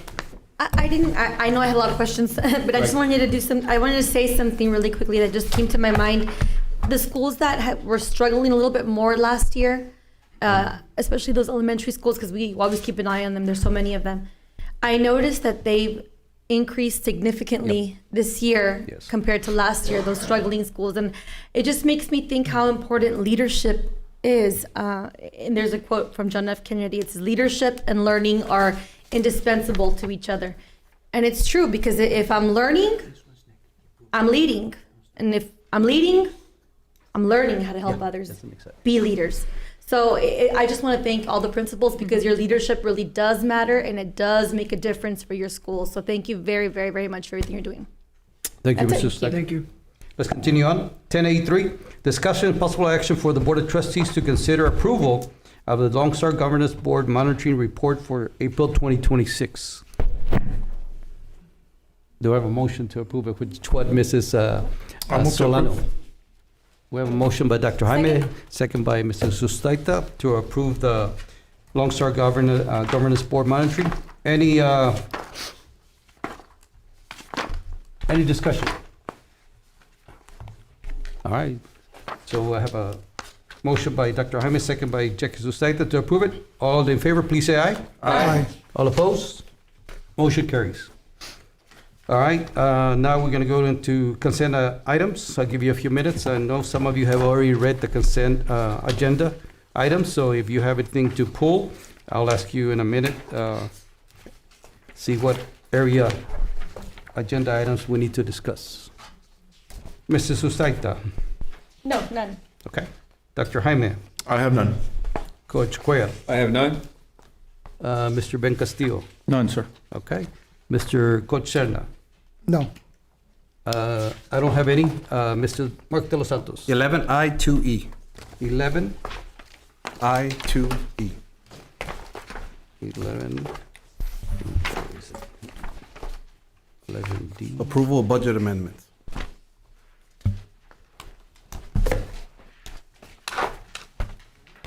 I'll make a motion for the rest of the items, Mr. Nieto.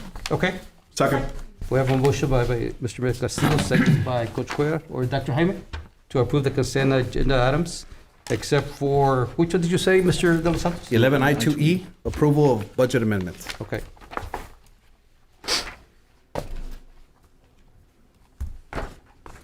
All in favor, please say aye. Aye. All opposed? Motion carries. Okay, let's go to 11, again. Aye. 11I2E. Okay, My questions are for Deborah Rodriguez. okay. What is your question? I wanted to discuss I know it's not being presented here, but this is a very important topic because you're asking for budget amendments. And I wanted you to answer me some questions because I saw some items and some numbers on here as well. Particularly page 4, okay, of the packet that you gave us. I'll give the trustees some time to log on if they need to, Okay.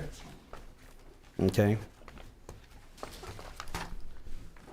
We've been discussing our budget, okay, for a long time now, okay? And I brought it up back in July 2025, that we had to take proactive measures. I called for a forensic audit back then. I'm not gonna go down memory lane. Everybody knows the story. But the reality here is I just need everyone to understand the seriousness of this item here, okay? And I wanted you to explain, and I have a series of questions for you. Are you ready? It's this one here. Oh, that one. You see? Yeah, well, page 4 of my packet, I don't know what page it is on yours. And Ms. Rodriguez, I want to also make a public statement that you came into this position and you and your team, especially the whistleblower, right? I call him the whistleblower, but you all have been working diligently to try to fix the 25-26 budget or clarify it, verify it, right? The validity of it. Yes, All correct. right? Like, because like I said, it was called to question that there was accusations and plus that it wasn't being represented properly, okay? And so now we're here to this point and you're asking for this budget amendment. And I have a series of questions for you, okay? It's for this one, for the board members that are looking at your laptops, it's this page right here in the packet for that item. That's specifically what I'm asking for. And I want to let you know, ma'am, look, I'm going to ask you a series of questions. I want the public to know that you just came into this position, all right? And I know you can answer them as best as you can. Yes, no, or I cannot answer at this time.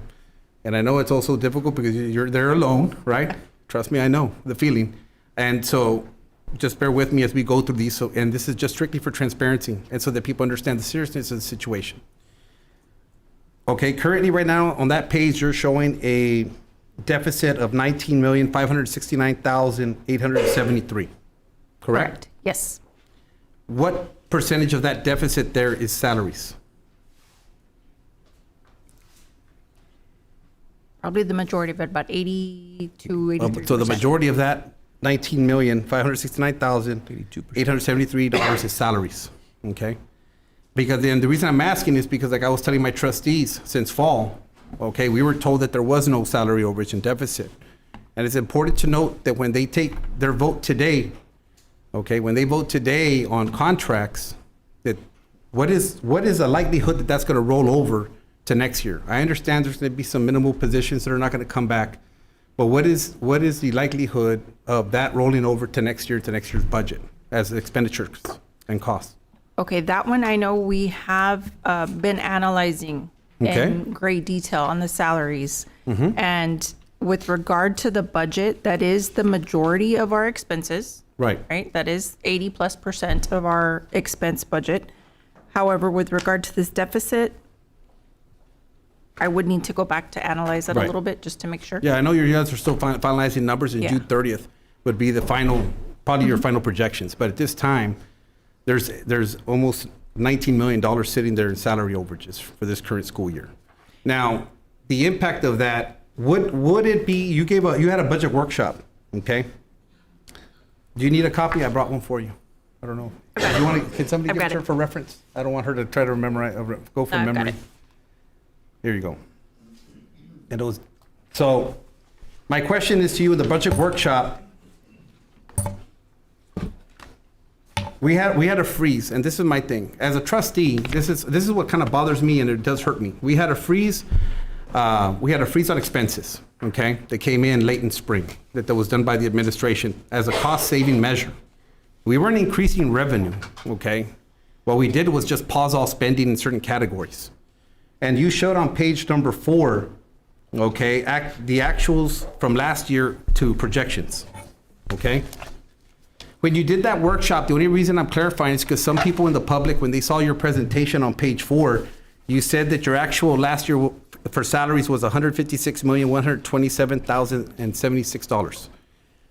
The projections for this current, right? Yes. Okay, the projections for this current school year are 161 million, slightly over 161 million. So there was an increase of 4.8 million in change from last year. Yes. And so one of the things I wanted to clarify there, because somebody asked me, even here as from the board, and I told them, I said, that's on top of your negative from last year. The carryover of salaries that continue to roll over from year to year. So right now you're running a tab that's slightly higher than last year, and that's why you're seeing that 19 million there compared to the 14.5 you had last year. Okay, and that's because we gave raises, okay, when we shouldn't have, and then the stipends, and one of the stipends was pulled back. So I just want everyone to understand, the trustees, is that you're gonna roll over that to next year, that cost. It's logical because you're not gonna have an increase in revenue because you've already stated that there's no increase in state revenue. Correct. You will have some land sales that, like I said, throwing pennies at a quarter, okay? So drastic changes are gonna have to come, because people ask about, well, we're gonna have salaries next year. That's something that you should disclose to people, because you do have some people that are holding back from retirement because they think there's gonna be another salary increase. It would behoove you to already be honest about it and transparent about it and tell them, hey, you know what, there's not salaries coming next year, for sure. If that's the case and we know it, tell them now so that people can already make the adjustments that they need to make and say, well, I'm not gonna stick around for another year. And then we also have to be realistic, because during that workshop, you told the Board of Trustees and the community that these are the measures that we're taking, which is attrition. And realistically, if you look mathematically, even at the people that are resigning this year, attrition is not going to impact the $19 million deficit, okay? So those are the things that I want my trustees to understand today too. Another thing that I want you to look at, if you go back to this page, and my trustees can too here, is I'm not saying that people are being misleading, right?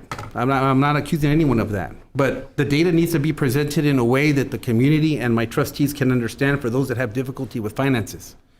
Because here you're showing that you have a fund balance of $71,109,255, and you're proposing that they do an amendment to take money out of the fund balance to address the negatives, right? Majority salaries, which will leave you with $51,539,382, okay? But that's not actually your fund balance total. Well, my question is, first let me clarify.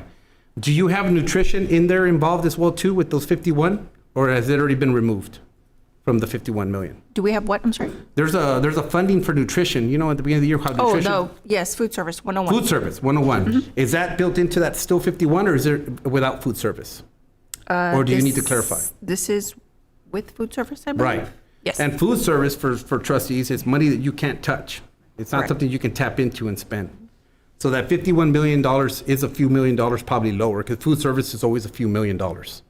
On top of that, you don't have all the construction deducted from that $51 million as well. Or do you?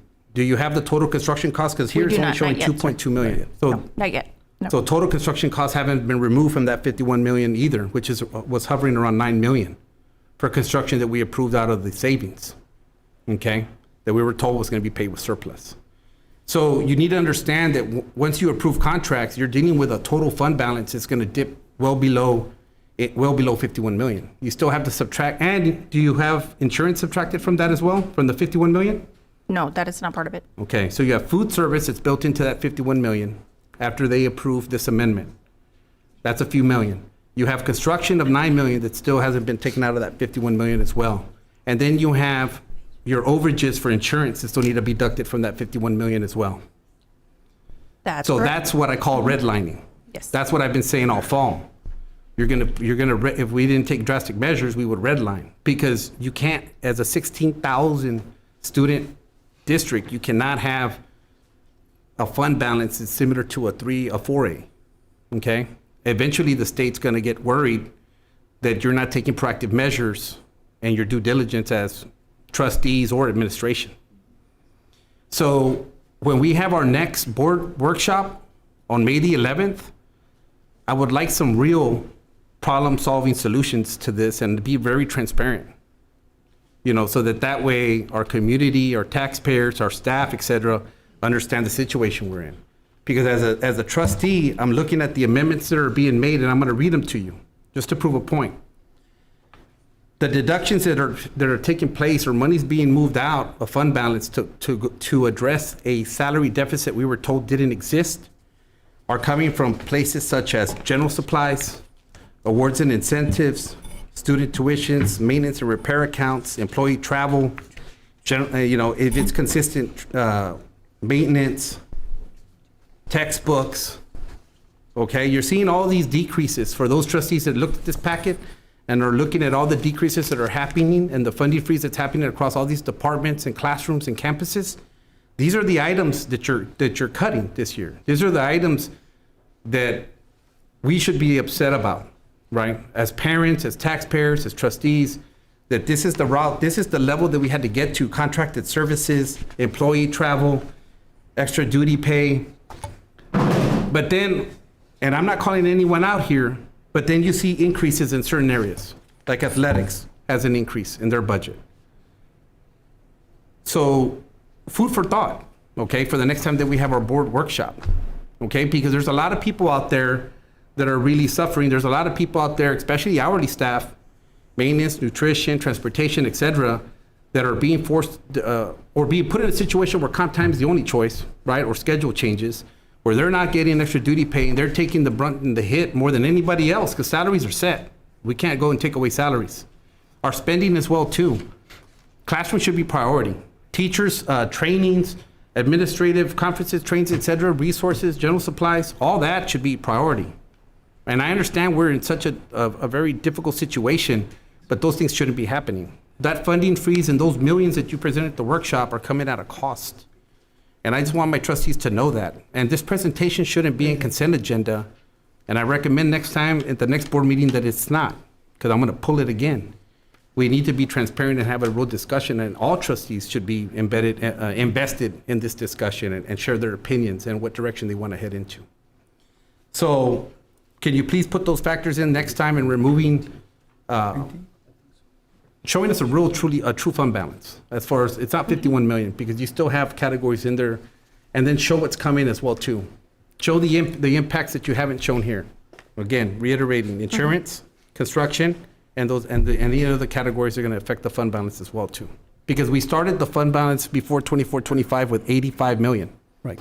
And you're going to hit the 40s and possibly 30s, unless you have an injection of some kind. Maybe hopefully the 9 million from the bond. Thank you, Mr. Los Santos. Any final comments? I have a quick question, sir, Okay. just so I could understand this. So, Mr. Rodriguez, so we have current budget 206 million, 113, 168,000, and then we have the increase, the 19. That's the deficit, right? Correct, yes. What's the decrease number, the 29 million? 29 million, what? It's on the green deal. Oh, okay, yes, So that's the the third revenues.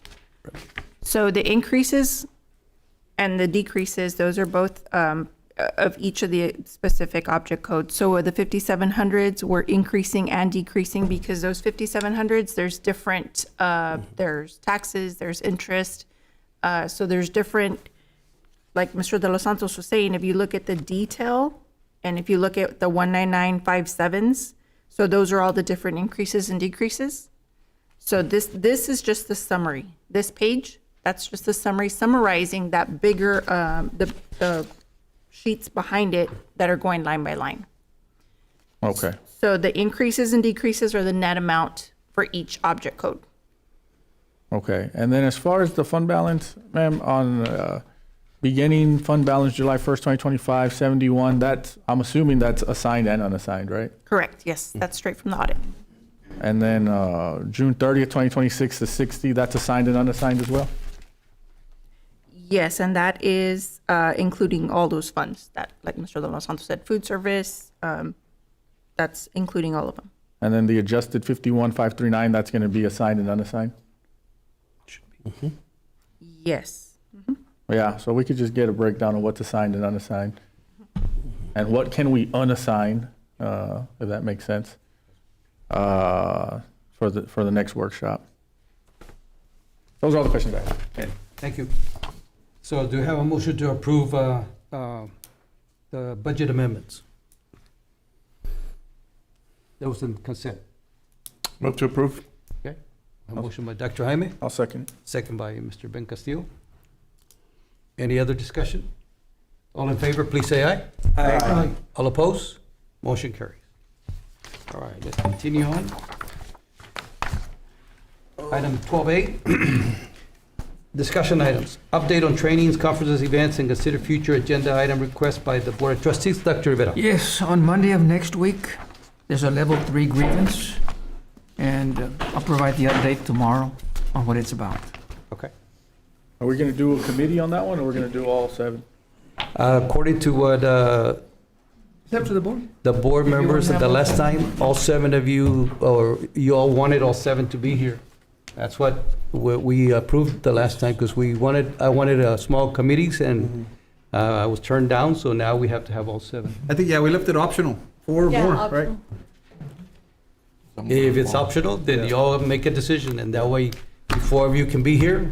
When is it, Monday? What is it? Monday Monday. next week. Monday? I can't be here Monday. I have a board meeting. I think I'm available. Okay. So as long as we have 4 then. All right. Discussion of possible action items.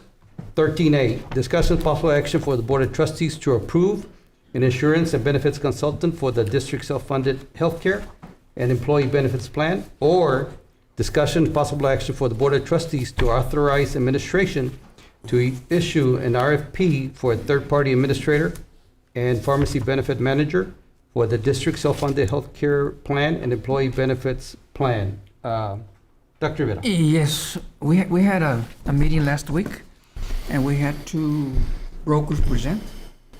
Then afterwards, we talked to the 2 committee members that were here, Correct. and what they felt that was to try something new and maybe go with a broker, Okay. which is the first one, right? Well, I'll go ahead and make a motion to go with 13, the first option. Discussable action for the board to approve an insurance and benefit consultant. Yeah, and for it to be Gallagher. I'll second. Okay, we have a motion by Mr. Ben Castillo, second by Mrs. Checa Sustaita. Any discussion? Oh, go ahead. No, I was just gonna say, I appreciated the workshop last week. We learned a lot, I think, together, and with the committee. So I just wanted to thank the brokers for being here and informing us about all the benefits. Thank you. Dr. Jaime? So was it the wishes of the entire committee, or did they poll the entire committee? Was it just the 2? It was the 2 that were here that were that here? night. The first committee had recommended the second option, but again, we had the workshop, and these 2 presented. So the 2 that were here, I think you also spoke to them here in the podium. They're the ones that wanted to go ahead and try something new with the broker. Coach Grant? Dr. Consul? I don't think that's what they said, though, is it? At the meeting? Well, with us later on. Oh, after We the met with meeting. them. They were kind of We confused. met with them later on. Just for clarity, one of the things that's increased is not so much what costs are, but claims. That is correct. We have more of the cancers and the diabetic stuff and people on dialysis and so forth. And to piggyback off of that, have we had any issues with being serviced and taking care of those needs with the people that have these issues? No, sir. So we don't have any problems. There's really nothing to fix there. And whether you change this thing or not, those claims are still there. That's not going to change, is it? That is correct. Sean, do you have anything to? Yeah, I would just agree. Sean Cope with One Digital, I would agree. The claims are the claims, the numbers are the numbers. So for you guys, it's really a decision, I think, of who's servicing the account and how the account is being serviced, in my opinion. Does that answer your question? Well, yes. I mean, I don't see that anything really needs to be fixed. Well, we did have millions over budget that could have been looked at a little bit closer if they looked at the verbiage and other things. So I think there are things to be fixed. Well, I sat on that committee, and my only concern is, basing it on 2 of the committee members where, we didn't poll the rest after the fact, after the presentations. Yeah. The first time the committee voted for the first option, second option. Which is what? Yes, sir, correct. Yes. What's the section? What is it? Just clarify again. When I asked the committee to rank the different options, they saw the presentations from broker versus. They saw the presentations from the brokers. They also saw the work that we had already done starting since October with our help with One Digital, or present consultant, and they had ranked that option as a third option. First 2 options was do what we already figured out, and that was included in this packet. In other words, they worked out the different levers for the plan. Second option was, let's continue tweaking the levers. Maybe we can see, some more savings or make some further adjustments. That was ranked second. And ranked third was going with the brokers. That was the original sampling when we had the entire committee sampled. But the comment is that they didn't have all the information at the time of the presentation, at least from the 2 committee members that were Yeah, here. they sat back there and said, that's not what we got when they presented to us. I remember that. And so, I don't know, look, my position is I think we need to do something different. We're bleeding $5 million a year. So, I mean, whatever the board wants to do, I'll be okay with, but that's my motion. Okay. Coach Stella, any comments or discussion? Well, the committee was here, we heard them. I was part of that committee as well. And it just seemed like they were ready for a change. But, I mean, they're the ones that put in the time. The Okay. committee was there. Mr. Los Santos, any comment, discussion? Yes, I do have a comment. I'm just gonna be blunt though, okay? We should have gone out for RFPs, or we should have gone out for actual real numbers a long time ago. Okay, I'm gonna recap everything here. If we were gonna go this route, we should have done it a long time ago as well. It should have been brought to the table way before April. And we should have been talking about this in February, introducing it in March, and really having a real deep dive into these options as well. I've always been since I got on here, I was a proponent of open market, right? So what does that mean? Going out for RFPs, letting the brokers go out there, or agents, or whatever the case, I guess agents, because they're not brokers. Having agents go out there, bringing in proposals to the district, and then the committee chooses which one works best for them, right? And then they bring it to the table. So I'm a little biased on that because I believe in open market. Let people compete, send them out there, and go do it. Now, on the flip side, I'm gonna be honest with the whole thing up here, right? This is my opinion only, it doesn't mean it's fact. But it's kind of like a little tug of war going back and forth up here. And so the facts is that I see the reason why. Because I'm gonna be honest, with the insurance, I've been here 5 years, and we haven't been doing things, according to me, the right way, okay, as far as being fair. And we have not.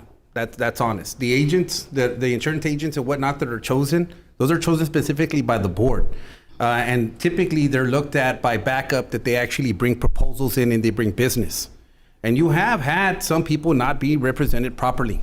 They brought products, the district has accepted them, and yet they haven't been offered the ability to service those products and also to reap the rewards of their work, right? Because they're bringing stuff that obviously our staff likes. So that's been something that I've always found was wrong because it goes against the purpose of Business 101, right? The minute you start doing that, taking business from one person and giving it to another, you're gonna reduce the amount of people actually bring in proposals and products and contracts and things like that. Who gets hurt at the end? Employees. Why? Because now you're limiting the range of choice that they have. I just think that it's really late in the game. We should have done this a long time ago. We should have been moving on this a long time ago. It's the 11th hour. And I think that at the end of the day, I just don't support getting a broker at this time. It's something we can look at. And my opinion would be to go out for RFPs. And at the same time, when you bring back the results for RFPs, we also put the agents on the agenda as well too, so we can choose the agents that will represent those products and all those products. And this time we do things the right way, right? Compared to how we've been doing them. I always tell people all the time, my opinion is that just because you've been doing the wrong thing a long time doesn't make it right. And that's kind of where I stand here with this topic. That's kind of my opinion. Going out for RFPs, and then at the same time, letting the committee look at those results, and then at the same time also looking at the agencies that are going to represent our staff and give them the best service. Okay, that's where I stand. Okay. So I have a quick question, sir. Okay. If we were to go the broker route, my understanding, we're still going out for bids for the actual products, right? That's what I was gonna ask. If a consultant they're not their agents. We're still gonna be able to pick an agent, correct? Or no? Or how does that work? They said in the last one, no. No. The Gallagher is going to be the broker, the insurance broker, and oversee pharmacy, medical plans, and whatnot. See, the thing with me is and this is why I want to explain to the public, when I put it out there and I publish it, you're going to have agents go out there and utilize whatever they do, right? I'm not going to act like I know their business and go get bids and companies and products. We're not tied to Blue Cross, right? Our staff needs to understand that too. We're tied to the open market, right? So that I will personally put that out there. Me as a trustee, but are we still going to try to give them the best network, the best pharmacy plan, the best resources? Of course. But are we tied to one company? Because at the workshop last time, that's all I heard was Blue Cross, Blue Cross, Blue Cross. Well, it may not be Blue Cross, but it'll be equivalent or it'll be similar. But so we're not tied there. And that's the wrong thing to put out too, because when they go out for bids, well, Blue Cross thinks, well, I got the work automatically because the committee and the staff want it. That's not the situation. There's a lot of factors that go into play. But do we still want to provide the best? Of course. But if you hire a broker, they're the only ones that are gonna go out there, get bids, come back, tell you this is what you're looking at, and then these are the fees. When you have multiple people go out there and get proposals, you're gonna see them come back, tell you this is what you're looking at, and these are my fees. And then you also take that into account as well, too. But Mr. Los Santos, So now go weigh out this, because what stuck to me with the consultant is that their company, they're so big that they have so many clients that they get really good rates.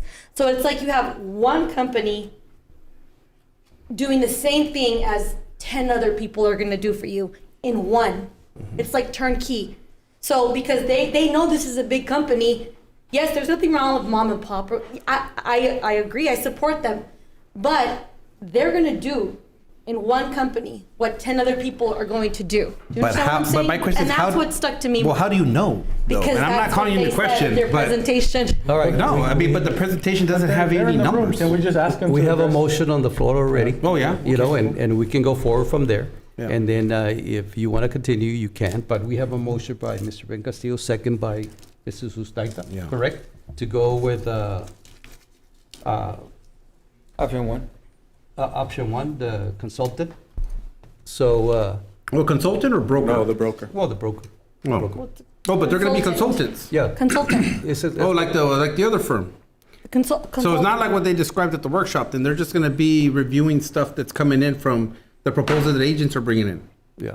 Or we can go for RFPs, like you mentioned, but that's up to the Okay, I'm board. confused now. So Can we ask them to? you're not doing the RFPs. They're just going to review them for us and tell us what the best option is, or you're doing the RFPs for us. Yes. Yes, definitely. Podium's yours. 'Cause now, Yeah, if you're going to hire the consultants, like one consultant, explain again. like swap them out. Is that what you're doing? because now I confuse myself too. Thank you. Clarify what, But summarize, because it was a long meeting last time. It was like 2 hours.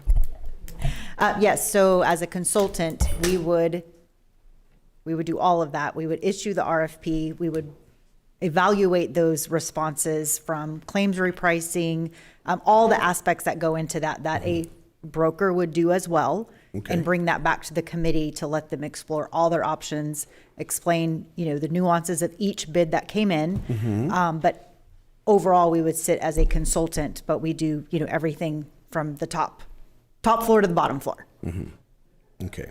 So you're gonna go out and get the RFPs yourselves. So from what- we would, in conjunction with your procurement department, issue an RFP that would overarch everything, pharmacy management, medical management. We talked a little bit about maybe going, forgetting about the traditional Blue Cross, Aetna, looking at a true third-party administrator, clinics. All of those things would be written in a single RFP so that we could get all of those bids and quotes and options and then deliver those to the committee. One source. Correct. It does not limit the amount of quotes that you would actually get. Like you're saying that all these brokers are going to the market and getting you quotes. Mr. We're doing the Fernandez, exact step same up over here to the microphone so that way we have a recording. You mentioned that there's what you, as you're usually accustomed to, that the broker goes to the market and brings these products. Multiple, yeah. Yeah, multiple, but it doesn't limit us as well. So like we mentioned earlier, we're a worldwide firm. So when we go to the market, we're not just looking at one carrier. We're going to multiple carriers and bringing those back to you as well. So we're not limiting ourselves at that time. And we're acting as a consultant. So when we met with your committee asked for certain things or looking for, and seeing what's working and what's not working. Well, now when we go to the market, we know what to ask for in that RFQ, in the RFP process, versus what you're used to right now, just telling a broker, hey, go out to bid, bring me a product, and make sure it sticks, and see if it sticks. This instance, we're knowing what your committee's wanting, then we go to that process and put that in the RFP process. All right? We have Still more questions? More questions? Do you have any more? It's because I'm the one that got rid of the broker process. That's why it's going to Mr. go Nieto, back. The only thing, when I was here with the committee, we had a room full of teachers, wide range. Okay. Veterans, young, male, female. And our district invested in substitutes for those teachers. We invested money for them to come in and listen and Correct. come up with a decision. So for us to not take that into account? They did. They said no to No, I but was that's what I'm saying. I'm in favor of what that committee is going to present. And that's my concern. That was my point. We're taking the viewpoint of two members when No. the But committee the entire and staff whole- was there. I'm sure they had the But that's- discussion. the Dr. vote- Cantu, how did that come about? I mean, He just explained that right now, that private. they wanted to continue with the No, adjustments that no, we're but gonna they make. showed up to the meeting, Yeah, but but at the when we're not there, what do you do to get a consensus? Well, the good news is that you guys have been part of the process Right. starting in October. So I know that you spoke about we should have gotten started sooner. Well, sooner than October. You know, we started in October. We knew we were facing issues. We started working with our president consultant. We started looking at options, shifting levers, looking at changes to our plans, maybe considering an HMO or even an HSA plan. So we started back in October. We were ready with the plan early March. That's when traditionally we would have gone to. No, don't be offended. But I'm just saying is when you brought up, we've always done an RFP process, and then you brought up brokers into play. That's what I'm saying. Broker, if that was a mentality of switching back to a broker system, you should have. I'm saying I feel as a trustee, you should have brought that in earlier than later. I agree with you, but in the spirit of not leaving anything on the table, making sure that we're covering all our bases, looking at all options, we need to find those $4 million. So, you know, I wanted for the committee to hear what they were offering. Right. The committee ranked them third in the three options that we had. However, when they were here, the two members that were here said, no, that's not the presentation that I remember. Okay. Right? So my question is, if $4 million isn't delivered, then who are we going to hold accountable? Is it like you're because you all keep talking about cost savings, but the reality is when I came to that workshop, you haven't talked to Humana, Aetna, Blue Cross. You haven't talked to anybody. That's part of the RFP process. Yeah. That's why we need to That's have. what I'm saying. And that's why we should have, that's what I'm saying. So when you're promising a savings of $4 billion, who are we gonna, as a board, gonna hold when it doesn't come through responsible, other than the company? Like who here at the administration? Because the committees themselves, I was here at the meeting, unless I heard wrong, the committee as a majority stated that they wanted to continue with the RFP process and have that control over it, to go out there for bid. That's what I heard last time, that unless I was wrong. So in the meetings that I was part of, Dr. Cantu presented, the levers, right? How can we adjust the levers, the co-pays, the deductibles to cut costs, to dip into that deficit, and so the meetings that I was part of, that was the consensus, that, this is how we're gonna adjust these levers so that we can, cut into that deficit, correct? And board members also heard when I told them we're not leaving anything off the table. I know that we really like Blue Cross Blue Shield, but we're not married to Blue Cross Blue Shield. And if we get a better, discount, if we get better rates, if another big company would give us something better, we would consider it also. Well, I'm not too happy with Blue Cross Blue Shield right now, sir. So I mean, that's the Yes, sir. And the situation of employees saying really that we're like committed Blue is we're Cross not. Blue Shield. And the employee benefit committee is also very aware that we're would just not like to have sticking. more control You were there with the conversation. Okay, so right now, we have a motion on the floor. We can take a vote and then make a decision if we need to do something different. We have a motion from Mr. Ben Castillo, correct? Second by Ms. Ustaita, to go with the consultant. I'll ask individually if you're in favor of that. Ms. Ustaita? Yes, I saw some cost savings that I liked on that presentation, so aye. Dr. Jaime? I'm gonna go with the committee consensus, and say no on this one. Okay. Coach Cuellar? No. Mr. Ben Castillo? Aye. Coach Ericerda? Aye. Mr. Mark de los Santos? I'm gonna go with the committee consensus. No.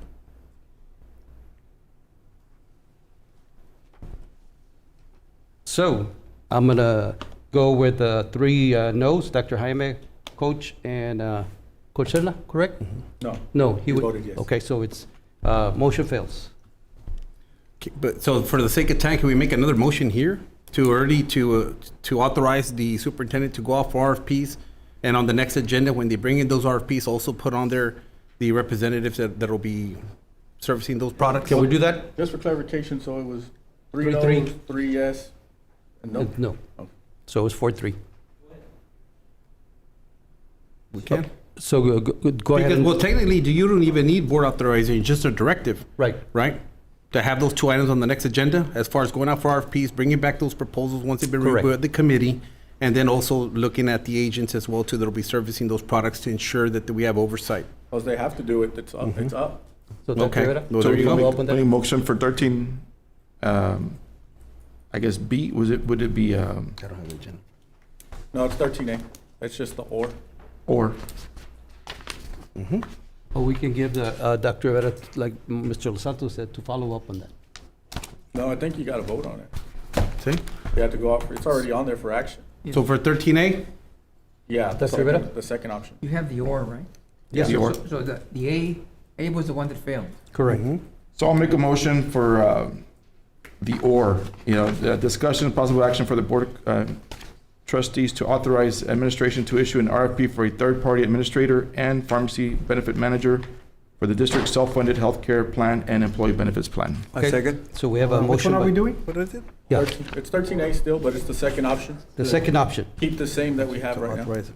So we have the motion by Dr. Jaime, second by Coach Cuellar. Any discussion before we go out for a vote? I have a question. I think y'all got the same email I did. Somebody emailed us about explaining like the difference between a TPA or, I don't know. Did y'all get that email? I think that was the Frontier, from Frontier.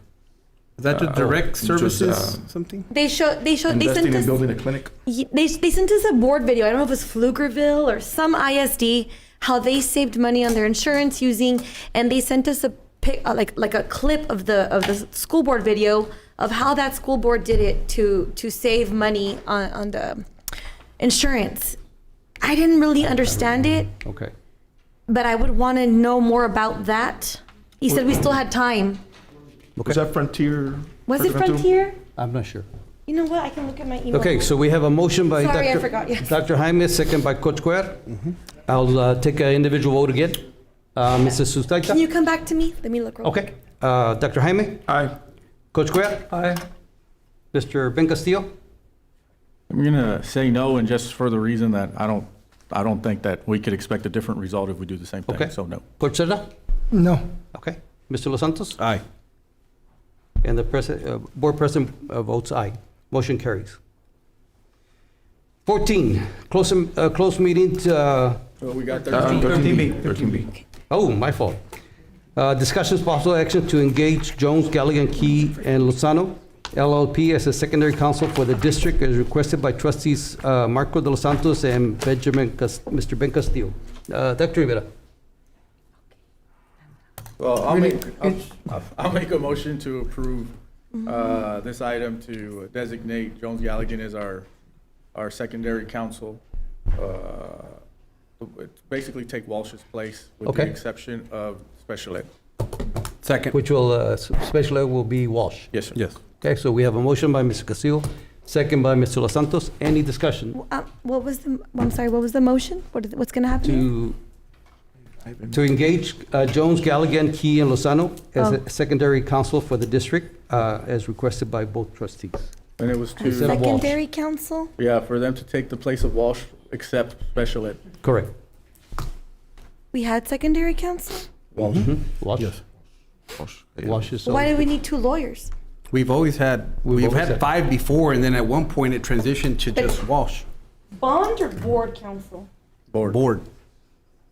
But then why do we have Mr. Sepulveda? He's the school board counsel. He's school board. And he's another, just said board. and he's another topic we need to discuss because he needs more access to our documents and also everything that we review, but that'll be for a later. Right. Okay, so we have a motion on the floor. All in favor, please say aye. Aye. All opposed? I'm just confused. Motion carries. All right, let's continue. Close meeting to discuss the following. Discussion regarding superintendent's recommendation of contracts for certified professional, non-certified professional, and non-contractual personnel. 14A2, discussion regarding resignations, retirements of certified professional, non-certified professional, and non-contractual personnel. 14A3, discussion regarding superintendent's recommendation for renewal of contracts for district administrators, principals, and assistant principals.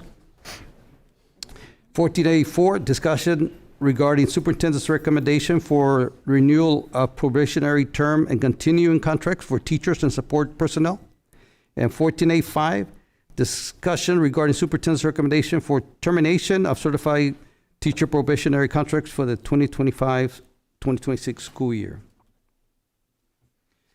And of course, consultation with attorney regarding Texas Government Code, pending or contemplated litigation, settlement offer, or matter in which the duty of the attorney of the Weslaco Independent School District under the Texas disciplinary rules of professional conduct of the State Bar of Texas clearly conflicts with Chapter 551 of the Texas Government Code.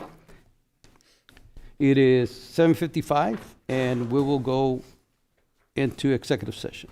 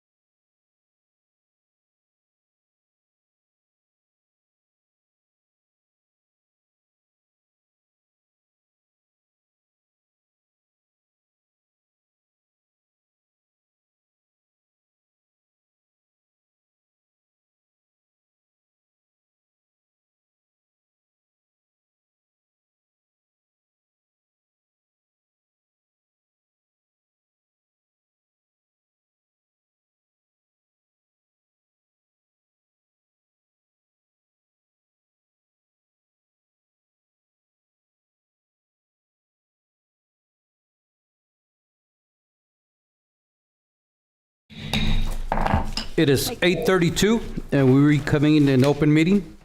Possible action, if necessary, on items discussed in closed meeting. 15A1, discussions, possible action regarding superintendent's recommendation of contracts for certified professional, non-certified professional, and non-contractual personnel. Dr. Rivera. Recommend approval?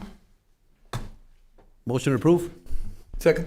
We have a motion by Mr. Los Santos, correct? Yes, sir. Second by Coach Cuellar.